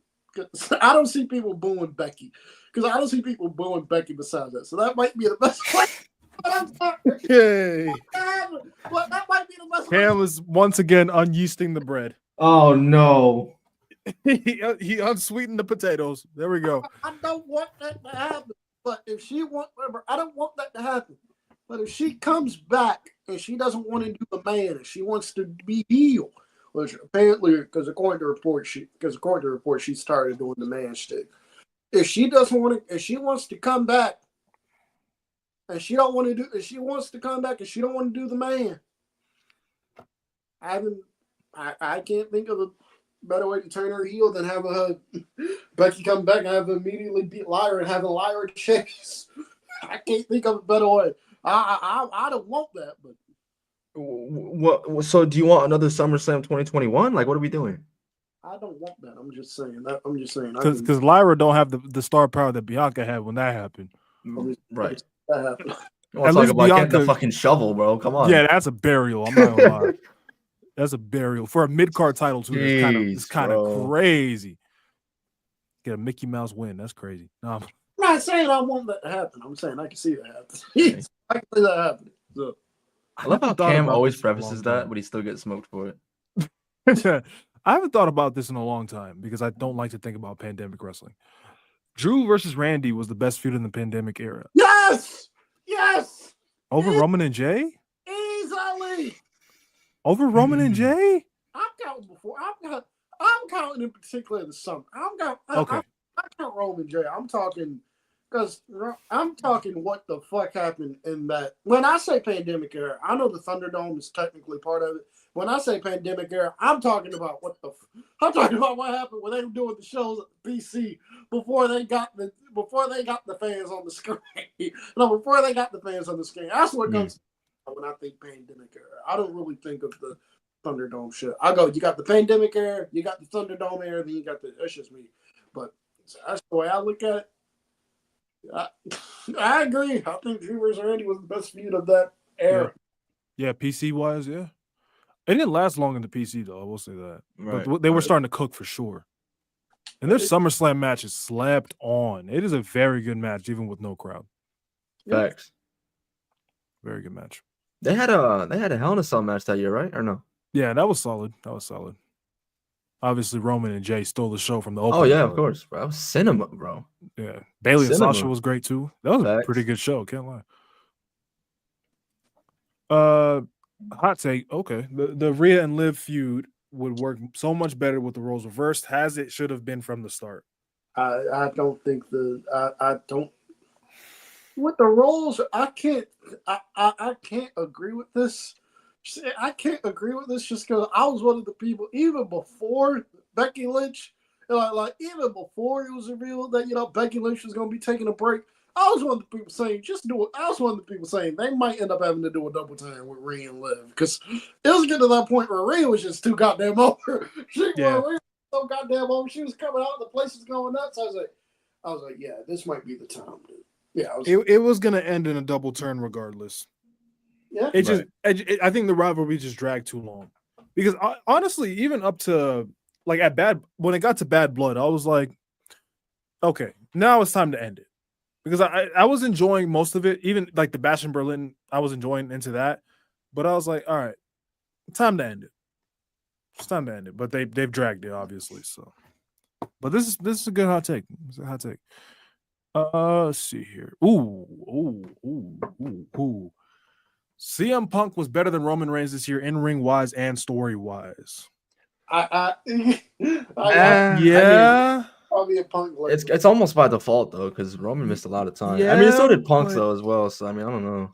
Okay, so I'm gonna ask this: story wise, who peaked higher in terms of what they did this year? Story wise, I would say Punk.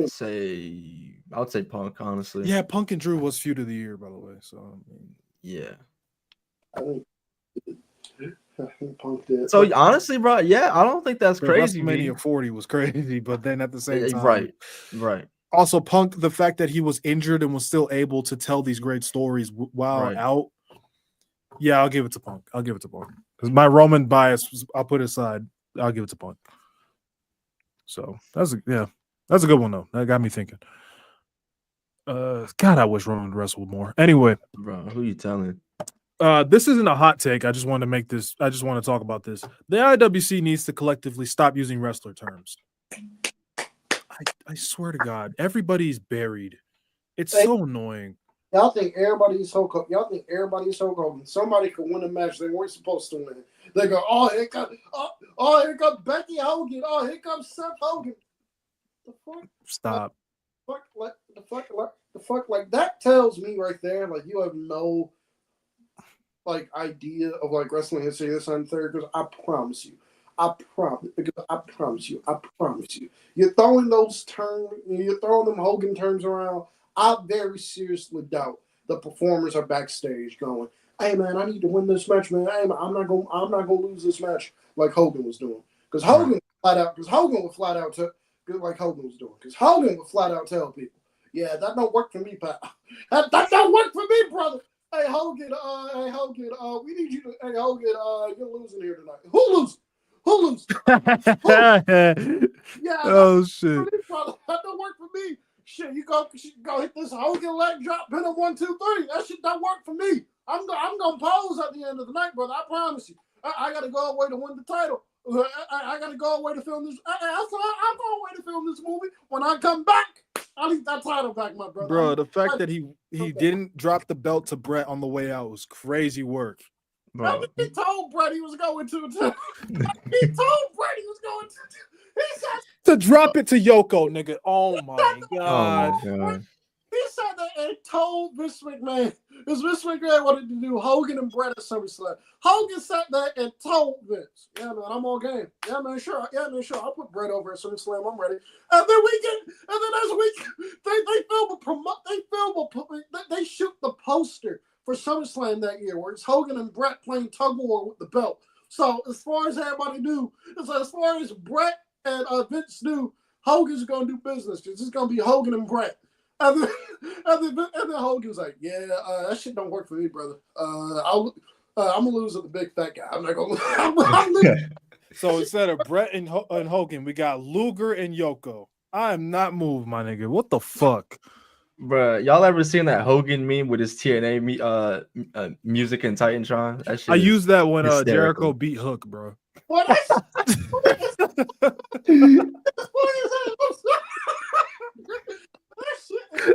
Nigga, he's doing the whole thing, and it's like, bro, why? That shit was hilarious, dog. Shit, bro.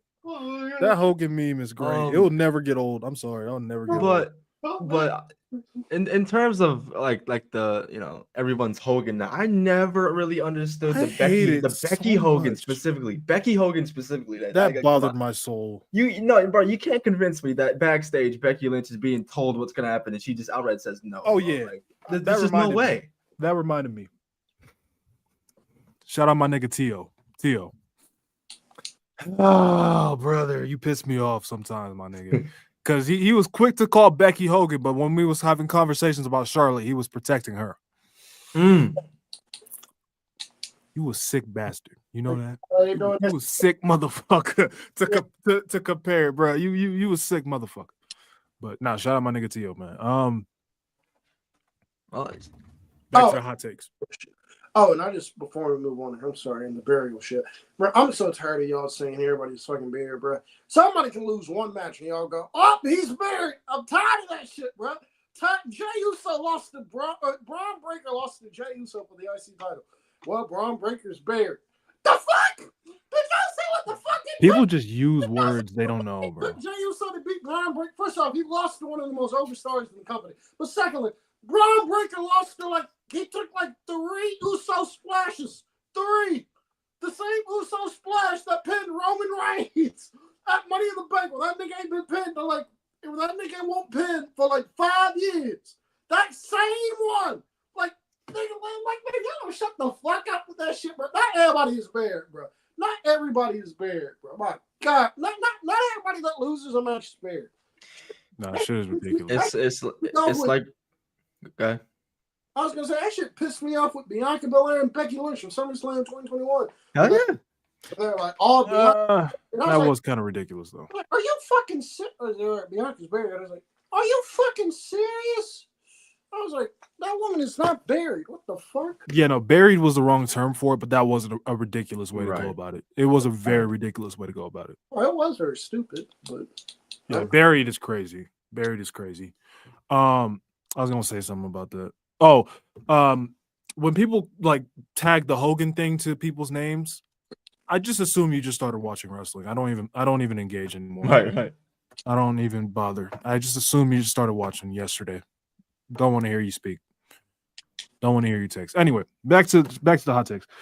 This shouldn't be a hot take, but this is because I'm reading it and I'm like, but Prime Rock 98-99 was much better. He made it clear, much better in ring than Cena. I can't get jiggy with this. Cena overall, or I'm assuming peak Cena. I'm peak Cena. No. I say Rock's peak wasn't even 98-99 in ring. I'd say it's 2002 before he went to Hollywood. It boggles my mind that people still try to make it seem like John Cena was just some. John Cena was just a really shitty worker. It boggles my mind. 2005, 2006. I'm with you on John Cena wasn't really that good of an in-ring worker. But bro, when we get to 2007, bro, it's just pure hatred at this point. Yeah, it's just pure hatred at this point. You look at the match that nigga had in 07 and sit there and say, nah, bro, that nigga can't wrestle. It's just pure hatred at that point, man. It's just pure hatred. Come on. I don't see it. I will say Rock does get underrated in ring. especially like right before he ended his full-time run. Like he was starting to get in his bag low key. Like he was starting to like really get down. But then, Hollywood was calling his name, and I can't get mad at the guy. But if we did have a couple more years of that rock, we would have been. Right. It would be more of a discussion. We'd be eating, man. This is for y'all. I'm gonna let y'all comment on this one. So they said MJF and Adam Cole is so bad. The Chris Jericho New York segments are more enjoyable. I don't even know what that means. They're doing segments of Chris Jericho going around in New York since Ring of Honor, since Final Battles in New York. They're doing segments of Chris Jericho out in New York.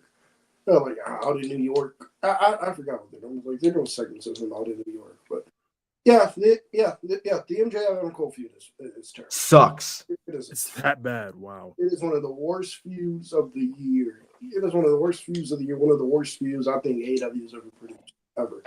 But it's not. We're not even like going crazy. Like it's just. I'm very serious. Like at least Chris Jericho walking around New York, he's being Chris Jericho. But MJF and Adam Cole in 2024 legitimately makes no sense. It really doesn't. 2023, it really doesn't. 2023 really should have. It really should have been the end of it. And like they really should have. My friend Kyle on Twitter. My friend Kyle on Twitter brought up a very good point about this feud. They said once, and he said he admits the ending probably would have been.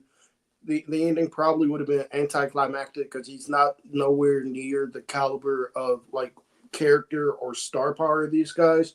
But he said it should have been. But he said the storyline should have pivoted with Cole and MJF once Cole got hurt. They said the devil. He said that's when they should have pivoted to make the devil Roderick Strong, like Roddy was like the devil the entire time. Like Roddy was like the devil the entire time, like he was playing Cole, whatever. MJF goes away, gets whatever he needs to get fit. So when he comes back, and when they come back, MJF and Adam Cole remain as baby faces. Because he said he thinks if it was MJF and Adam Cole stood together as baby faces trying to take on the Death Riders right now, like the Death Riders are trying to take out AEW, like you have MJF being like the one to come to like the company's aid. He said he thinks that shit would have worked out so much better rather than them just doing the shit they did. And I was like, yeah, I kind of agree with that. Like once Adam Cole got hurt, they really should have. It probably would have been anticlimactic because he ain't on the level of star power that Adam Cole and MJF are. But once Adam Cole got hurt, they should have pivoted and made Roderick Strong the devil. They really should have pivoted and just made Roddy the devil because it's just stuff bad. This feud just sucks. I'm like, they should have just did the thing. Or, like, even if they didn't do that, I don't know why. I'm sorry for yapping. But, like, even keep going. No, cook. Even then, even then, if they weren't going to do that, Double or Nothing really should have been the end of it. MJF makes his return at Double or Nothing, goes in for the hug, kicks Adam Cole, delivers a low blow to Adam Cole, hits him with a brain buster. That should have been the climax of the feud. I don't know why we had to go back to this. Like, I don't know why. I don't know why we had to go back to this. I really don't. And it's doing nothing but dragging MJF and Adam Cole down. Like, it's doing nothing but dragging them down. Like, my God. Like, come on, bro. Like, I would have appreciated a lot more if they had brought up Adam Cole's injury on TV. If Adam Cole came out on his first promo from returning, and they were all like, I blame MJF for me missing over a year of my career. At least then you can like try and get the crowd to sympathize with you, at least try to make sense of it. But just to come back and not even acknowledge it, bro. Yeah, it's no. Shit don't make no sense, man. Shit don't make no sense. It really doesn't. But yes, they really should. Roger Strong should have been the devil. Either Roger Strong or you just have Samoa Joe as the devil. That would have made way more sense, bro. It made way more sense. Triple H is booking the tag division worse than Vince in his final years. I mean, at least Vince had him on pay-per-views. I'll give him that. I haven't had a tag title match on PLE since Mania. Make it make sense. I do think Vince McMahon. I do think we can make a. This might be a pot idea. I do think we can make a list of talents that were booked better under Vince McMahon. That's a great idea. That were booked. Ooh, that is okay. That were booked better under Vince McMahon than Triple H. The Street Profits are obviously going to be on there because Austin Theory. The Street Profits were booked a lot better in events than they were in the Triple H. Unlike a lot of tag teams, and I can't say that because we are still getting bullshit tag teams, but I can't really rock with this all the way, but because we were still getting a lot of bullshit tag teams with Vince McMahon, but all I'm gonna say is we're comparing ass to ass. That's all. Let's yeah, keep it a there's buck. not really much to go off of. Yeah, Here, let's but keep it a buck. We're comparing ass to ass, bro. I don't know. I mean, let's not like just like completely, just push Vince to the side in terms of the tag division. I mean, you still got some bangers. The one I always go back to is the Usos and New Day in Hell in a Cell 2017, bro. I'll stand that match forever and always. That was great. That was amazing. I'll give you that every single time. That was amazing. I don't know, bro. It's just something about Triple H. It's like it all comes back to all the titles you have, bro. This is why I had such a problem with you introducing 2 instead of 1 mid-card title for the women. Like now you're pushing the tag titles down a peg again. Yep. Like I don't know, bro. They just don't feel important anymore. And there should only be one. There should only be one set. Facts. I told niggas. Yes, you did. I told niggas do not separate the tag team titles. You niggas do not have the depth of the tag team division that y'all think. Because niggas will sit there going, oh yeah, let's split the tag team titles again. Oh yeah, let's split the tag team titles again. Like they were naming tag teams or on SmackDown or whatever. I kept trying to tell people so bad. That y'all look, they don't have the depth in the tag team division that y'all think they do. They don't have that tag team division depth that y'all think they do. I told niggas y'all don't have the tag team depth y'all think y'all do. This shit should be.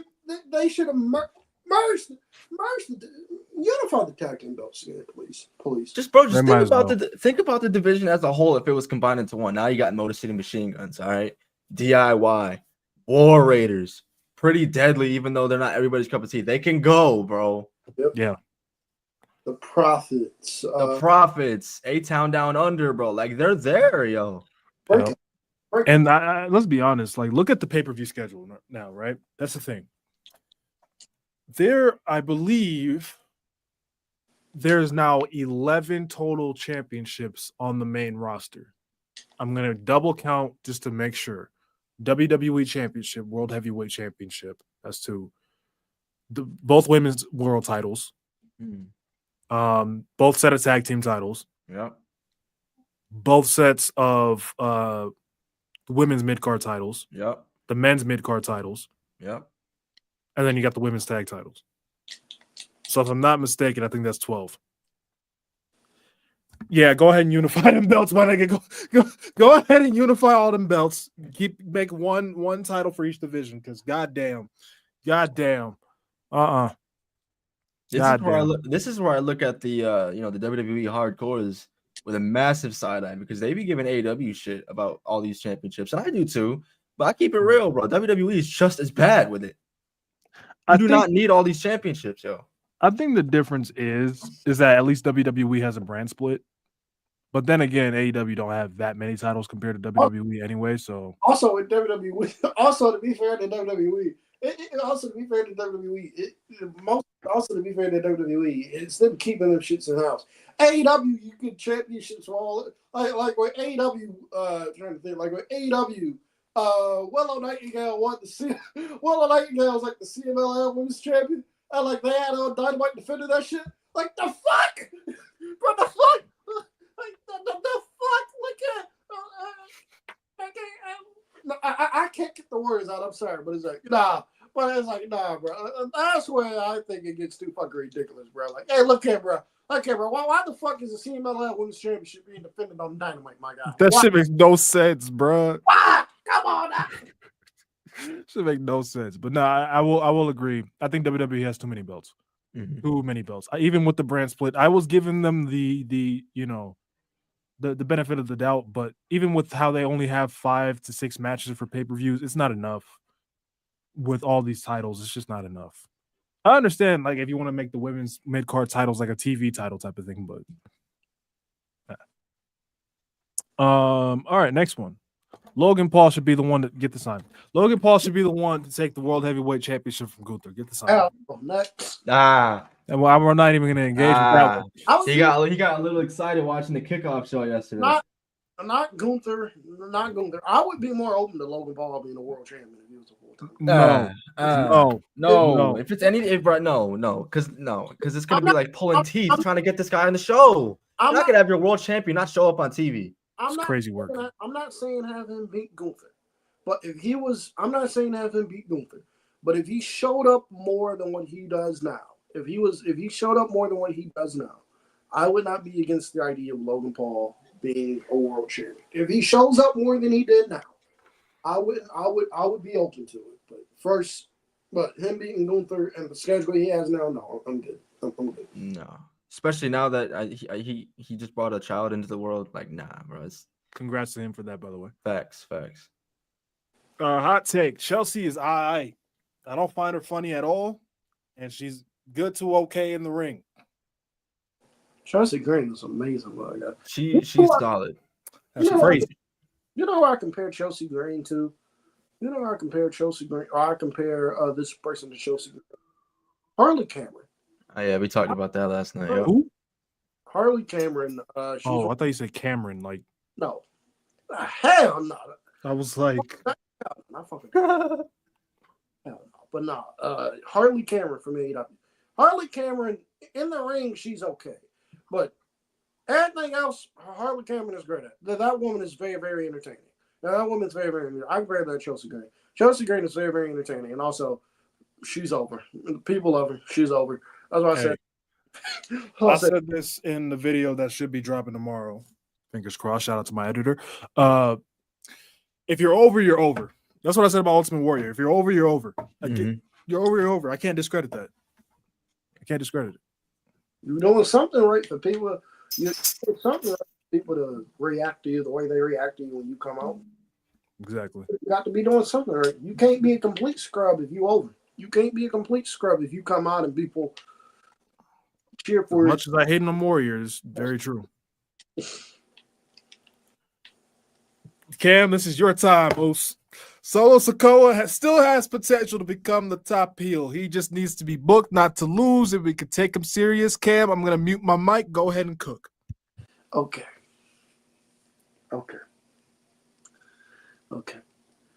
He's kicking his feet up. Oh, my God. If Solo Sikoa was still booked the way he was first booked when he originally came into the Bloodline in 2022, at the Clash at the Castle, where he was a silent but malevolent ass. He was silent. That man did not say a word. That man didn't say a word. He was silent. He went out there. He kicked ass. That, I would not have an issue. If he was NXT Solo Sikoa, okay, fine. He's NXT Solo Sikoa, had some personality and shit. They need to go back to that. But, okay, fine. But, nah, I can't give him that. I can't give him he has. I can't give him that. I can't give him he has potential to be a top heel anymore. I can't do that. I can't do that. Look here, I know y'all don't want to hear the match quality argument, but some of his matches this year have been some of his matches this year have been. Man, his singles matches this year have been some of the worst matches on WWE television this year. I think that man is not ready. That man is not. I don't think that man is ready. I don't think he's not even good enough to where he can like fake being a main eventer for like a month or two if they really need him. I don't even think he's that. Like it is amazing how much different the Bloodline felt when Solo was on TV and when Jacob was on TV. Because it took Jacob what, a month for people to be like. It took Jacob after a month of Jacob coming in. It took him a month for Jacob. It took him a month for people to be like, just had Jacob Fatu run the Bloodline. You know what I mean, just a month, nigga. The first week, exactly. Like no, I can't. Nah, Solo. Nah, I can't. I can't say he's a main eventer. I think he's. What did you say off air, Cam? What did you say off air? Personally, I think he's the worst main eventer since Jinder. I think this is the worst. I think he's the worst main eventer since Jinder Mahal in 2017. Like the worst experiment they've done as a main eventer with Solo since Jinder Mahal in 2017, or Baron Corbin in 2019, because Corbin was a main event guy at like the early stages of 2019. I think he's that bad. I think this main event run has been that bad. I don't think he's a main eventer. I don't. I'm sorry. I don't think he's a.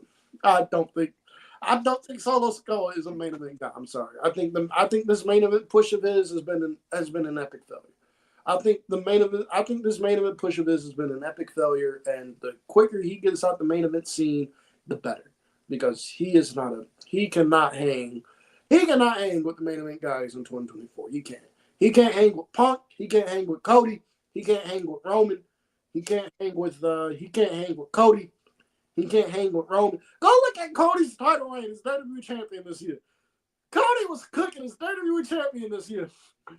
You know the worst matches Cody had as WWE champion this year was the shit he was doing with the Bloodline.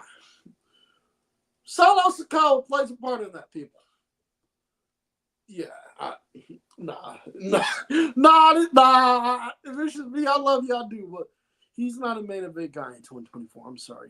I love him, but I love you, but I don't think he's a main event guy in 2024. I'm sorry. Question, Ken. Jinder Mahal is crazy. Wow. Would you be mad? And listen, I understand this would like damn near derail his character, but would you be mad if they put the mid card strap on him? No. Either one. On Solo? Yeah. No, I wouldn't be mad at it.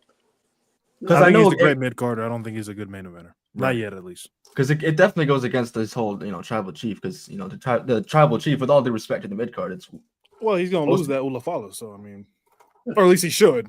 At least he should. You never know. You never know what Papa H. Bro, I'm so serious when I say have him lose the Ulafala because he's gonna lose to Roman on January 6th. Have Jacob Fatu, Tama Tonga, and Tonga Lowe boot him from the bloodline. Right? Have him be booted from the bloodline. Take Solo off TV for a while, and when Solo comes back, we get the Solo Sikoa that we saw in NXT, the Street Champion. We get that Solo back. Because the Street Champion in NXT, that's the Solo Sikoa I was rocking. That's the Solo Sikoa I was like, damn. That nigga Solo has it. I was like, oh shit. I was like, so it. Like when he was the Street Champ, like when he was the Street Champion in NXT and shit, I was like, damn. I was like, that nigga can talk. I was like, that nigga can talk. People fuck with him. He'll tell you real quick. Nigga, I will fuck you up. Like he was he was a babyface in NXT and people loved him. So like, I say bring that back. I'm sorry. Go ahead. So to make it clear, so it's clear, it's the character more so you have an issue with, not exactly everything else. Well, I mean, in the ring, I think he's proven. I don't think he's a scrub in ring. I think he's just definitely not a scrub. He works in slower style for. He's just meh. Yeah, right. Scrub in the ring. He's serviceable. He's a worse LA Knight. Yeah, he's not a scrub. That's fair. I think he's proven that. I think he's proven that he can't. Worst main eventer since Jinder Mahal is probably a stretcher. That's probably just me. That's probably just me.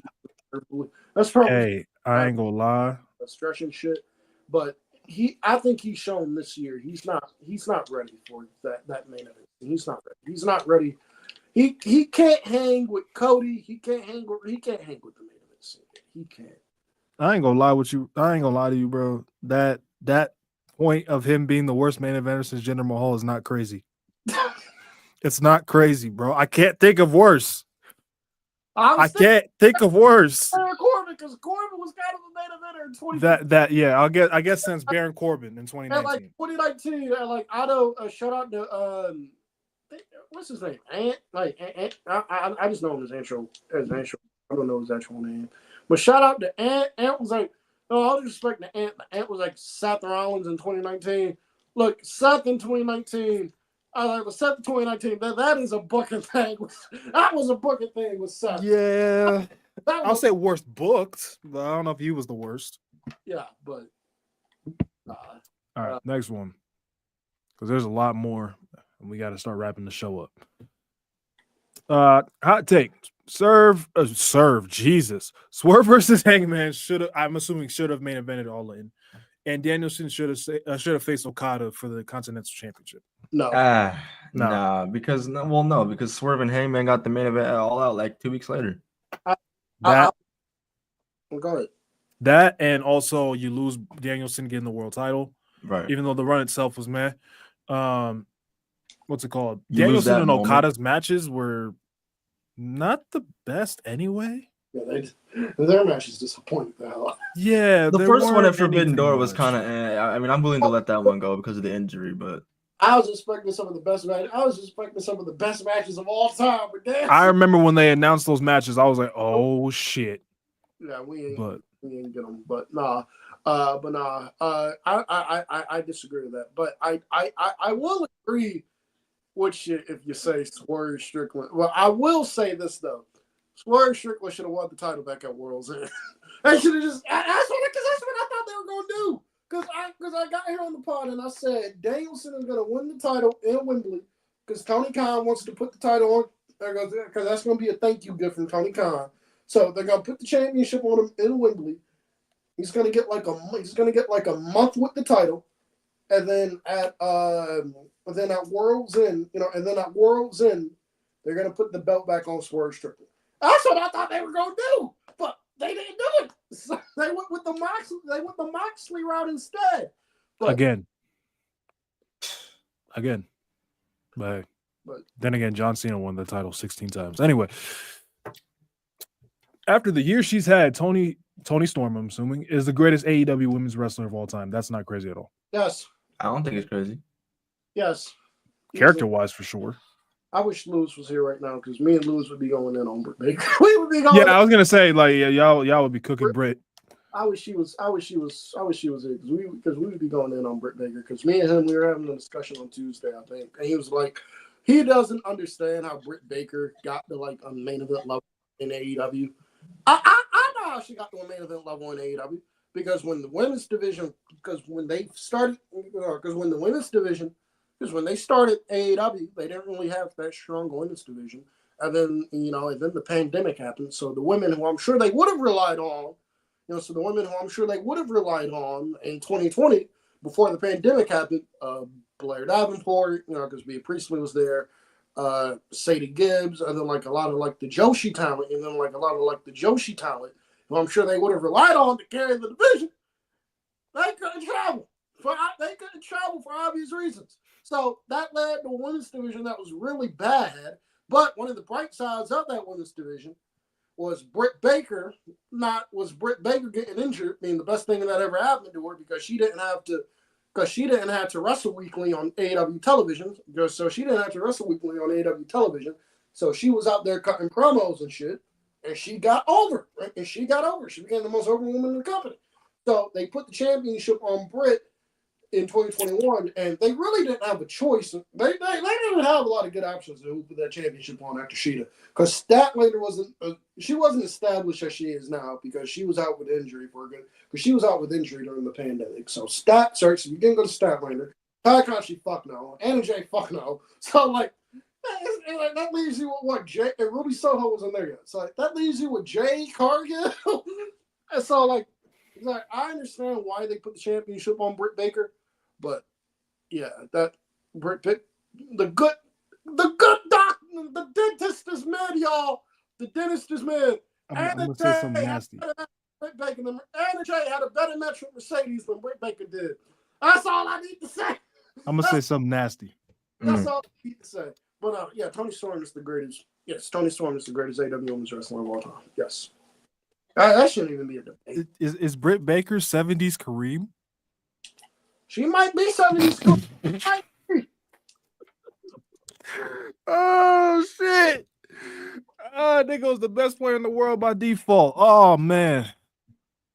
She might be 70s Kareem. She might be because she was. Well, yes. It's Tony Storm. I was gonna say you could say Sheeta maybe, but no, it's Tony Storm. Next one. Drew McIntyre should dethrone Cody if it's not KO. I agree. Cook more. I agree very much so. Give him the WWE title back. Let him have an actual run in front of people. Please. Before they turned Kevin heel, I would have put Drew McIntyre at SmackDown anyway. I would have done Drew and Cody. With Drew winning At Mania, fuck it. Why not? Why the fuck not? I think Kev said something earlier, and Matt Thunder said, bro was asked to hunt for a turkey for Thanksgiving and came back with a chicken. What the fuck? What the hell? Yo, that's crazy as fuck. Oh my goodness, that's hilarious. That's hilarious. Any other hot takes in the show? Oh, Vince Russo. I'm on your ass, Vince Russo. I'm on your ass because that shit you said on your pod when you said Bianca Belair couldn't work and she can't cut a promo. He don't have anything to say. He has nothing to say. He booked a Viagra on a pole match. I don't want to hear him. He booked himself to win the champion. Bro. I don't want to hear him speak about anything related to professional wrestling. I'm sorry. I don't want to hear him. I get he booked the Deadly Games. I don't give a fuck. That nigga really sat there and said Bianca Belair can't work at all. I was like, the fuck? Hot take. This is kind of talking about something we've been talking about on No Name, man. And I'm going to get you guys' opinion on this. I see nothing wrong with politicking. I can see the booker. I can tell the booker no, and he'll agree. No shit, I would take advantage of that. Play chess, not checkers. I mean, I could see it if you work in the indies. That, but so the conversation we've been having on No Name is the whole Triple H thing and his nepotism. Is that a real tax for y'all, or is that just like it would be? Triple H was nepotism. It's not nepotism. Y'all want nepotism in wrestling? Go look at Eric Watts. Okay, Eric Watts is nepotism in wrestling. Eric Watts, Chris, I know you looking at me like, who the fuck is Eric Watts? Don't. I'm gonna tell you, Chris, it's not even worth it. Yeah, I ain't gonna lie to you. I'm gonna tell you, and I'm gonna tell the people who know who Eric Watts was. For those of you that don't know who Eric Watts was, Eric Watts was the son of Bill Watts. Bill Watts booked WCW in the 90s. Bill Watts booked WCW in the early 90s. Okay, 90 to about 93, 90 to about 92, 93, somewhere in that range. Bill Watts was in charge. Eric Watts had no fucking. Bill Watts took his son Eric Watts and put him in high-profile matches against Steve Austin, Rick Rude, people who he had no business being in the fucking ring with. Bill Watts put his son in there. Put Eric Watts in there because that's his son. That is nepotism in wrestling, folks. Where you get something. That is nepotism in wrestling, folks. That nigga is a scrub. Where you get something that you have no business being in. Triple H. I can't. Y'all call Triple H nepotism. I can't do that. The man was WWE champion before him and Stephanie ever got together. He was the top heel of the company before him and Stephanie even got together. Bro, the man persevered through the curtain call situation and getting punished through that. Do people forget that? That nigga literally hit the bottom. Thank you. He got buried by Ultimate Warrior at WrestleMania. Oh, fuck. How many niggas recovered from that? Come on, bro. The Triple H slander has to stop, man. Right. I will say the Stephanie thing maybe helped it to the point where he doesn't fall off from the top of the company. That I agree with. But he was already a made man before they started getting together. But also I don't blame nobody for politicking either, because look here, with Hogan, because we know Hogan is one of the worst politicians. We know Hogan, made his name on politics. But at the same time, look here, because I've sat here and told the story of this podcast when on the watch-alongs or whatever with Chris, when Hogan went to WCW and Hogan had like a share, and that nigga had like creative control. He had creative control, like the rights to like everybody's merchandise and shit. Like he would get paid because Chris Jericho has told stories before of he would get receipts back from WCW of like a shirt they sold at like the merch stand or whatever. And he would be getting such a low cut. He'd be like, what the fuck? Why the fuck am I getting such a low percentage? He would see that Hogan was getting a cut of his merchandise. And Hogan did it. He was saying that Hogan was getting a cut of his merchandise. So I'm like, hey, look at it. But I will say this stuff. I don't blame Hogan for getting that type of deal because Bischoff or somebody should have had the balls to tell Hogan, yeah, no, we ain't doing this shit. Your boss should have the balls to tell you no. If they don't, politics. That's crazy, bro. You should have the balls to tell you no. They shouldn't have. You shouldn't. Your boss shouldn't be able to write. You should. Your boss should have some balls not to write. I have creative control in my contract. That shit is crazy, bro. I ain't gonna lie. Your boss should have the ability to tell you, hell no, we ain't doing that shit. So I was laughing because people are like, Andrade has creative control. I was like, because they like Andrade has creative control in AEW. I was like, I promise y'all right now, Tony Khan is not giving Andrade fucking creative control. Hell no. Not doing that shit. Kenny, the Bucks. Okay, I can see the Bucks having creative control in their contract. Andrade, nigga, Tony Khan is not giving that nigga Andrade creative control in this contract. And if he is, Tony Khan needs to step down because that nigga don't know what the fuck he doing. But I don't blame him. I don't blame him. I don't blame him. Your boss should have the balls to tell you no. Your boss should have the balls, and your boss should have the balls to go, you work for me. This is what the fuck we're doing. Do you have an issue with that? You work for me. I book you, nigga. Do you have an issue with that? If not. There's two more hot takes that we're going to do because this one's interesting and the other one I've been wanting to cook on for a very long time. So we'll start with this. Hot take: Punk leaving for 10 years helped his legacy way more than if he had continued wrestling after leaving in 2014. I agree. I agree to an extent. I feel like if he was still, because in 2013 might have been his in-ring like peak. Bro was just wrestling his ass off. But if he had continued that for the next few years, then I don't see why that wouldn't enhance his legacy more, why he wouldn't rank higher for some people. I think a lot of people rank him a little bit lower because he left. But if we're talking about like the name value of CM Punk, yeah, that definitely went up because he left. That definitely went up because he literally stopped in the middle of his prime. So motherfuckers were chanting his name at shows up until the day he fucking came back 10 years later. They're still chanting at shows that he left. He left AEW. They're still chanting CM Punk sometimes. So especially when Jack Perry's on screen. As they should. Anyway, last one I really want to talk about because it's been a topic that's bothered me the last couple of days. All right. Roman will finish top 3 when he retires. We need to let Big Dog go. It wasn't even that bad. Top 3 all time. I'm gonna let you cook on this. No. Okay, emphatic. People, I don't understand. Okay, one thing I will agree with this point is that Big Dog inherently wasn't that bad. Mm-hmm. I will agree with that point. I've said that for a very long time. I don't think Big Dog Roman all in all was that bad. I agree with that. Right?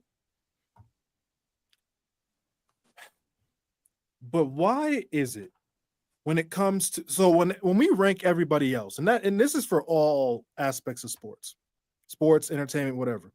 When we rank people, we rank them based on how their careers panned out. And of course, we incorporate talent and all that extra stuff. We do that with everybody. And for some reason, Roman Reigns is the one person people try to erase parts of his career from. Now, if Roman, as the big dog, was having all this BS in the mid-card, I hear you. But we're talking about Roman Reigns as a main eventer. And if we keep it a buck, no top face of the company or anyone around that range has hit the lows that Roman Reigns did as a main eventer. Not all of it is his fault.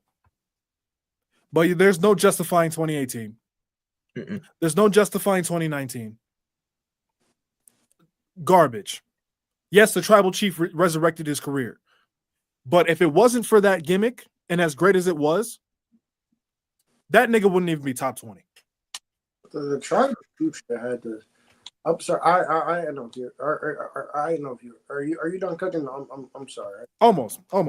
Oh, go ahead. I'm sorry. I just don't understand. Like, I understand that, okay, maybe this 4-year peak has tipped the scales a little bit for it to, for his career, for him to go higher on all-time rankings. Mm. But when you start going into GOAT conversations and you're comparing him to people like Stone Cold, like, for me, this is just me. And again, all of this is my opinion. So if this is how you feel, this is how you feel. But in my opinion, I will never hear an argument for Roman Reigns over these 4 men. And even low-key, even 5 people. I'm never listening to him over John Cena. No. I'm never listening to him over Undertaker. I'm never listening to him over Stone Cold Steve Austin. And I'm especially never listening to him over Shawn Michaels. I'm just not doing it. Hogan, I can maybe hear an argument for. Maybe. We'll have to see how the rest of his career pans out. I'm sorry. But even then, I'm going to have a hard time listening. I can't with Hogan either. Hogan, I can't. Look, I know people. Look, I know people don't like the guy. I understand people don't like Hulk Hogan. That man is top. I'm tired of people acting like Hulk Hogan does not have a top 10 case or a top 5 case. I'm tired of it. It's just personal bias. I'm sorry. There's no objectivity when it comes to Hogan. So I know people don't like him. I know. I'm tired of people acting like that man does not have the case. He's literally the reason this podcast exists. If we're being simple with it, let's be honest. Exactly. But no, with exactly. But no, with Roman, the big dog shit. That wasn't Roman Reigns taking his career by like that. That was Roman basically going, okay, I'm done with this shit. Because y'all remember when he left due to the pandemic. Mm-hmm. Roman Reigns, I don't know if he said it or not, but Roman Reigns, I think legit would have stayed gone. If he did not tell Vince McMahon, if Vince McMahon, if he didn't tell Vince, if Vince didn't, if he didn't tell Vince, all right, Vince, I'll come back, turn me up when we playing. I want to do this. And Vince McMahon would have said no. I think Roman Reigns would have been like, all right, then I'm done. I'm done. All right, I'm done. All right, I'm done, y'all. I'm done. I'm not coming back. I'm done. Because the bloodline, the tribal chief shit was wrong. Going, okay, yeah, I call the shots for my career. This is the fuck I'm doing. Because y'all don't know what the fuck y'all are doing. But like, I see what you're saying, with like how bad the big dog shit was. But like, maybe this is a bad example of like using. I want to use like an NBA player. So like maybe this is a bad example. I want to use an NBA player. If there's an NBA player out there who like let's say like the first 4 or 5 years of their career, they're dog shit. They're just absolute dog. Like they just absolute dog shit. Like they can't crack the rotation. They can't do any of that shit. And then they go on to have a peak where like they win in MVPs, they win in DPOIs, they win in championships and shit. Does that not give them like a top? I'm not saying the GOAT argument, no. But like, does that not give them like a top 10 argument? Yeah, it does. And like, I know you're saying Roman is top 10, but so this is what I'll say to use your NBA example. I feel like Roman, people trying to erase the big dog from Roman's career is like trying to erase the 2011 finals from LeBron's career. Right. You can't do that. Can't. It's a part of it. Especially when we're having conversations of greatest of all time. Yeah. You have to nitpick. You just have to. When you're talking about the greatest to ever do it, that's when you're saying GOAT, that's what you're talking about. You have to nitpick. You have to get down to the details. And nobody in a 2-year span hit the lows that Roman Reigns did in 2018 and 2019. No. Nobody you name. Even John Cena at his worst. No. To the point that fans are revolting against the main event of WrestleMania. No, I'm not listening to that. If they weren't doing it because they weren't even doing that with Cena. Like I know Cena got some fan backlash. I know people got tired of Cena. We never had a situation with Cena where Cena went to the main event of WrestleMania and they were booing his ass out the building. Even Cena and Miz, they weren't doing that with it. Nope. And like they did it with Roman Reigns though. Yeah, Roman and Brock. Yeah, Roman and Triple H. Yeah, we gonna boo this shit out. Roman and Brock. Yeah, we gonna boo this shit out the building. Like it's just Roman and Undertaker. Yeah, we gonna have respect for Undertaker, but like Roman Taker, nah, that shouldn't be the. But like it just I just this McMahon really. Yeah, it's mostly again. I want to make this very clear. No hate to Roman. Y'all know I love Roman Reigns. Come on, but this is most of it's not his fault. But the thing is, when we have these conversations of where people rank all time, luck and circumstances goes into a lot of it. And again, that goes for all sports, all aspects, all of it. A lot of luck goes into these conversations. Yeah. You gotta have luck. If Austin has the gimmick he had in the 80s, probably doesn't get as popular as he did.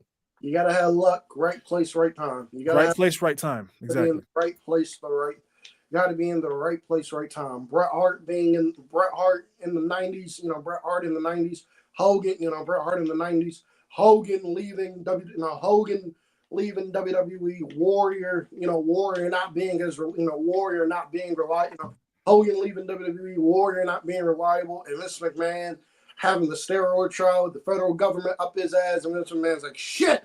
It's like, shit, she's like, shit, I gotta put my champion, I gotta build my company around somebody who's not a walking billboard for steroids. Can't use Macho Man, can't use Hogan.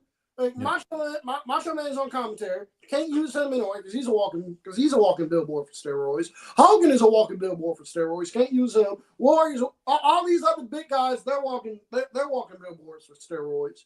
Oh, hey Brett, Brett, you don't look to be as jacked as Hogan. I'm gonna put and you're over yet. I gotta build my company around you. Look, you need luck. CM Punk, I don't think Punk goes on to be as big as he does. And that nigga don't have a WWE championship match when his contract expires the night of his contract. That is literal luck and circumstances. And we don't get one of the greatest storylines, one of the greatest pay-per-views of all time. Mm-hmm. So, and this is one point I'm gonna ether this, and I'm gonna move off this point. We can wrap up the show. 2 years over a whole decade, Cena was hated more. Number one, flat out disagree, because at least with Cena it was half and half. Mm-hmm. 2, let's just call a spade a spade. Roman Reigns in his first babyface run was a failure. Yes.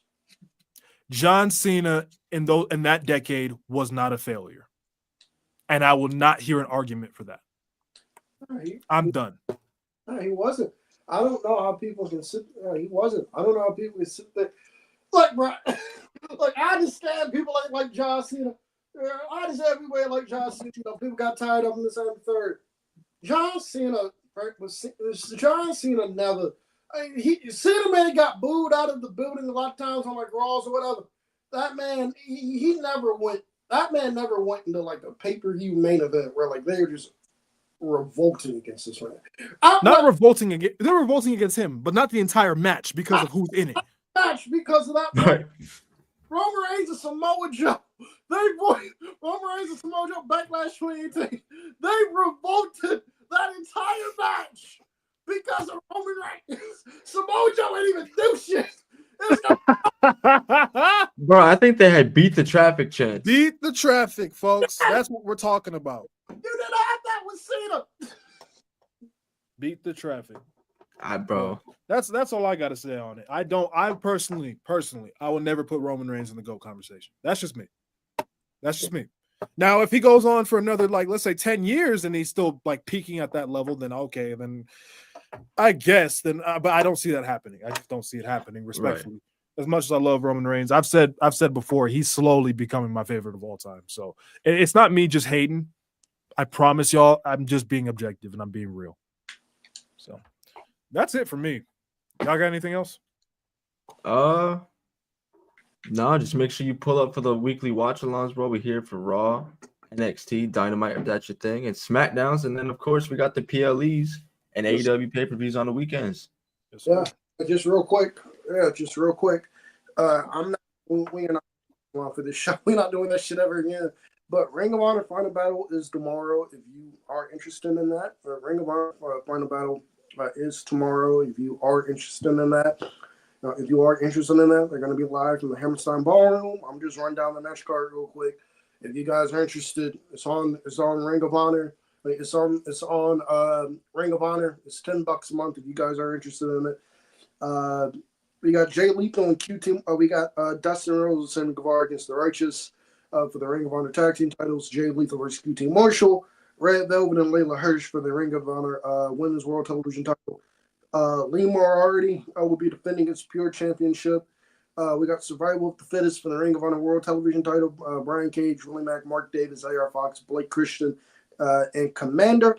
We have Chris Jericho and Matt Cardona. And then, of course, we have Athena and Billy Stark. So if you are interested in that, you can check that out. Also, I'm not giving out any spoilers here, but I'm not giving out any spoilers here. But if you guys are interested in Rampage, don't laugh at me, but if you guys are interested in Rampage tomorrow, Brody King and Commander had a banger on Rampage. They had a tremendous match on Rampage. From what spoilers are telling me, Brody King and Commander had a tremendous match on Rampage. So if that interests you, then that's tomorrow in the world of wrestling. But yeah, that's it. One last thing for me, actually, I just remembered. The next drinking game video that we're gonna do, we're actually gonna do it as a live stream, but not on YouTube because we'll get demonetized. We'll do it on Twitch. So, yeah, look out for that. 1995, right? 1995 Royal Rumble drinking game will be a man, live stream that will eventually be chopped up into a video. Word. That's Cam's era right there. Right there. That's his favorite. That's his favorite match. Facts. He loved when Mantar came out. All right, that's the pod. We're gonna get up out of here. All right, man. Appreciate y'all popping out for episode 57 of the Rated M podcast, man. We'll be back next week with our year-end awards. The last show of 2024, man. The last podcast of 2024. We do have an announcement next week as well. We're gonna have some changes in 2025 to the show. Some new segments. Shout out to Lewis for the idea. So, but yeah, we appreciate y'all popping out. And we'll see y'all next week. And yeah, we'll see y'all tomorrow with the watch-alongs and stuff. So yes, sir. And if you don't pull up to the watch-alongs, I just want to say Merry Christmas from my family to yours. Everybody be safe. Yes. And y'all know what's up, bro. Bring back bullying. Yeah.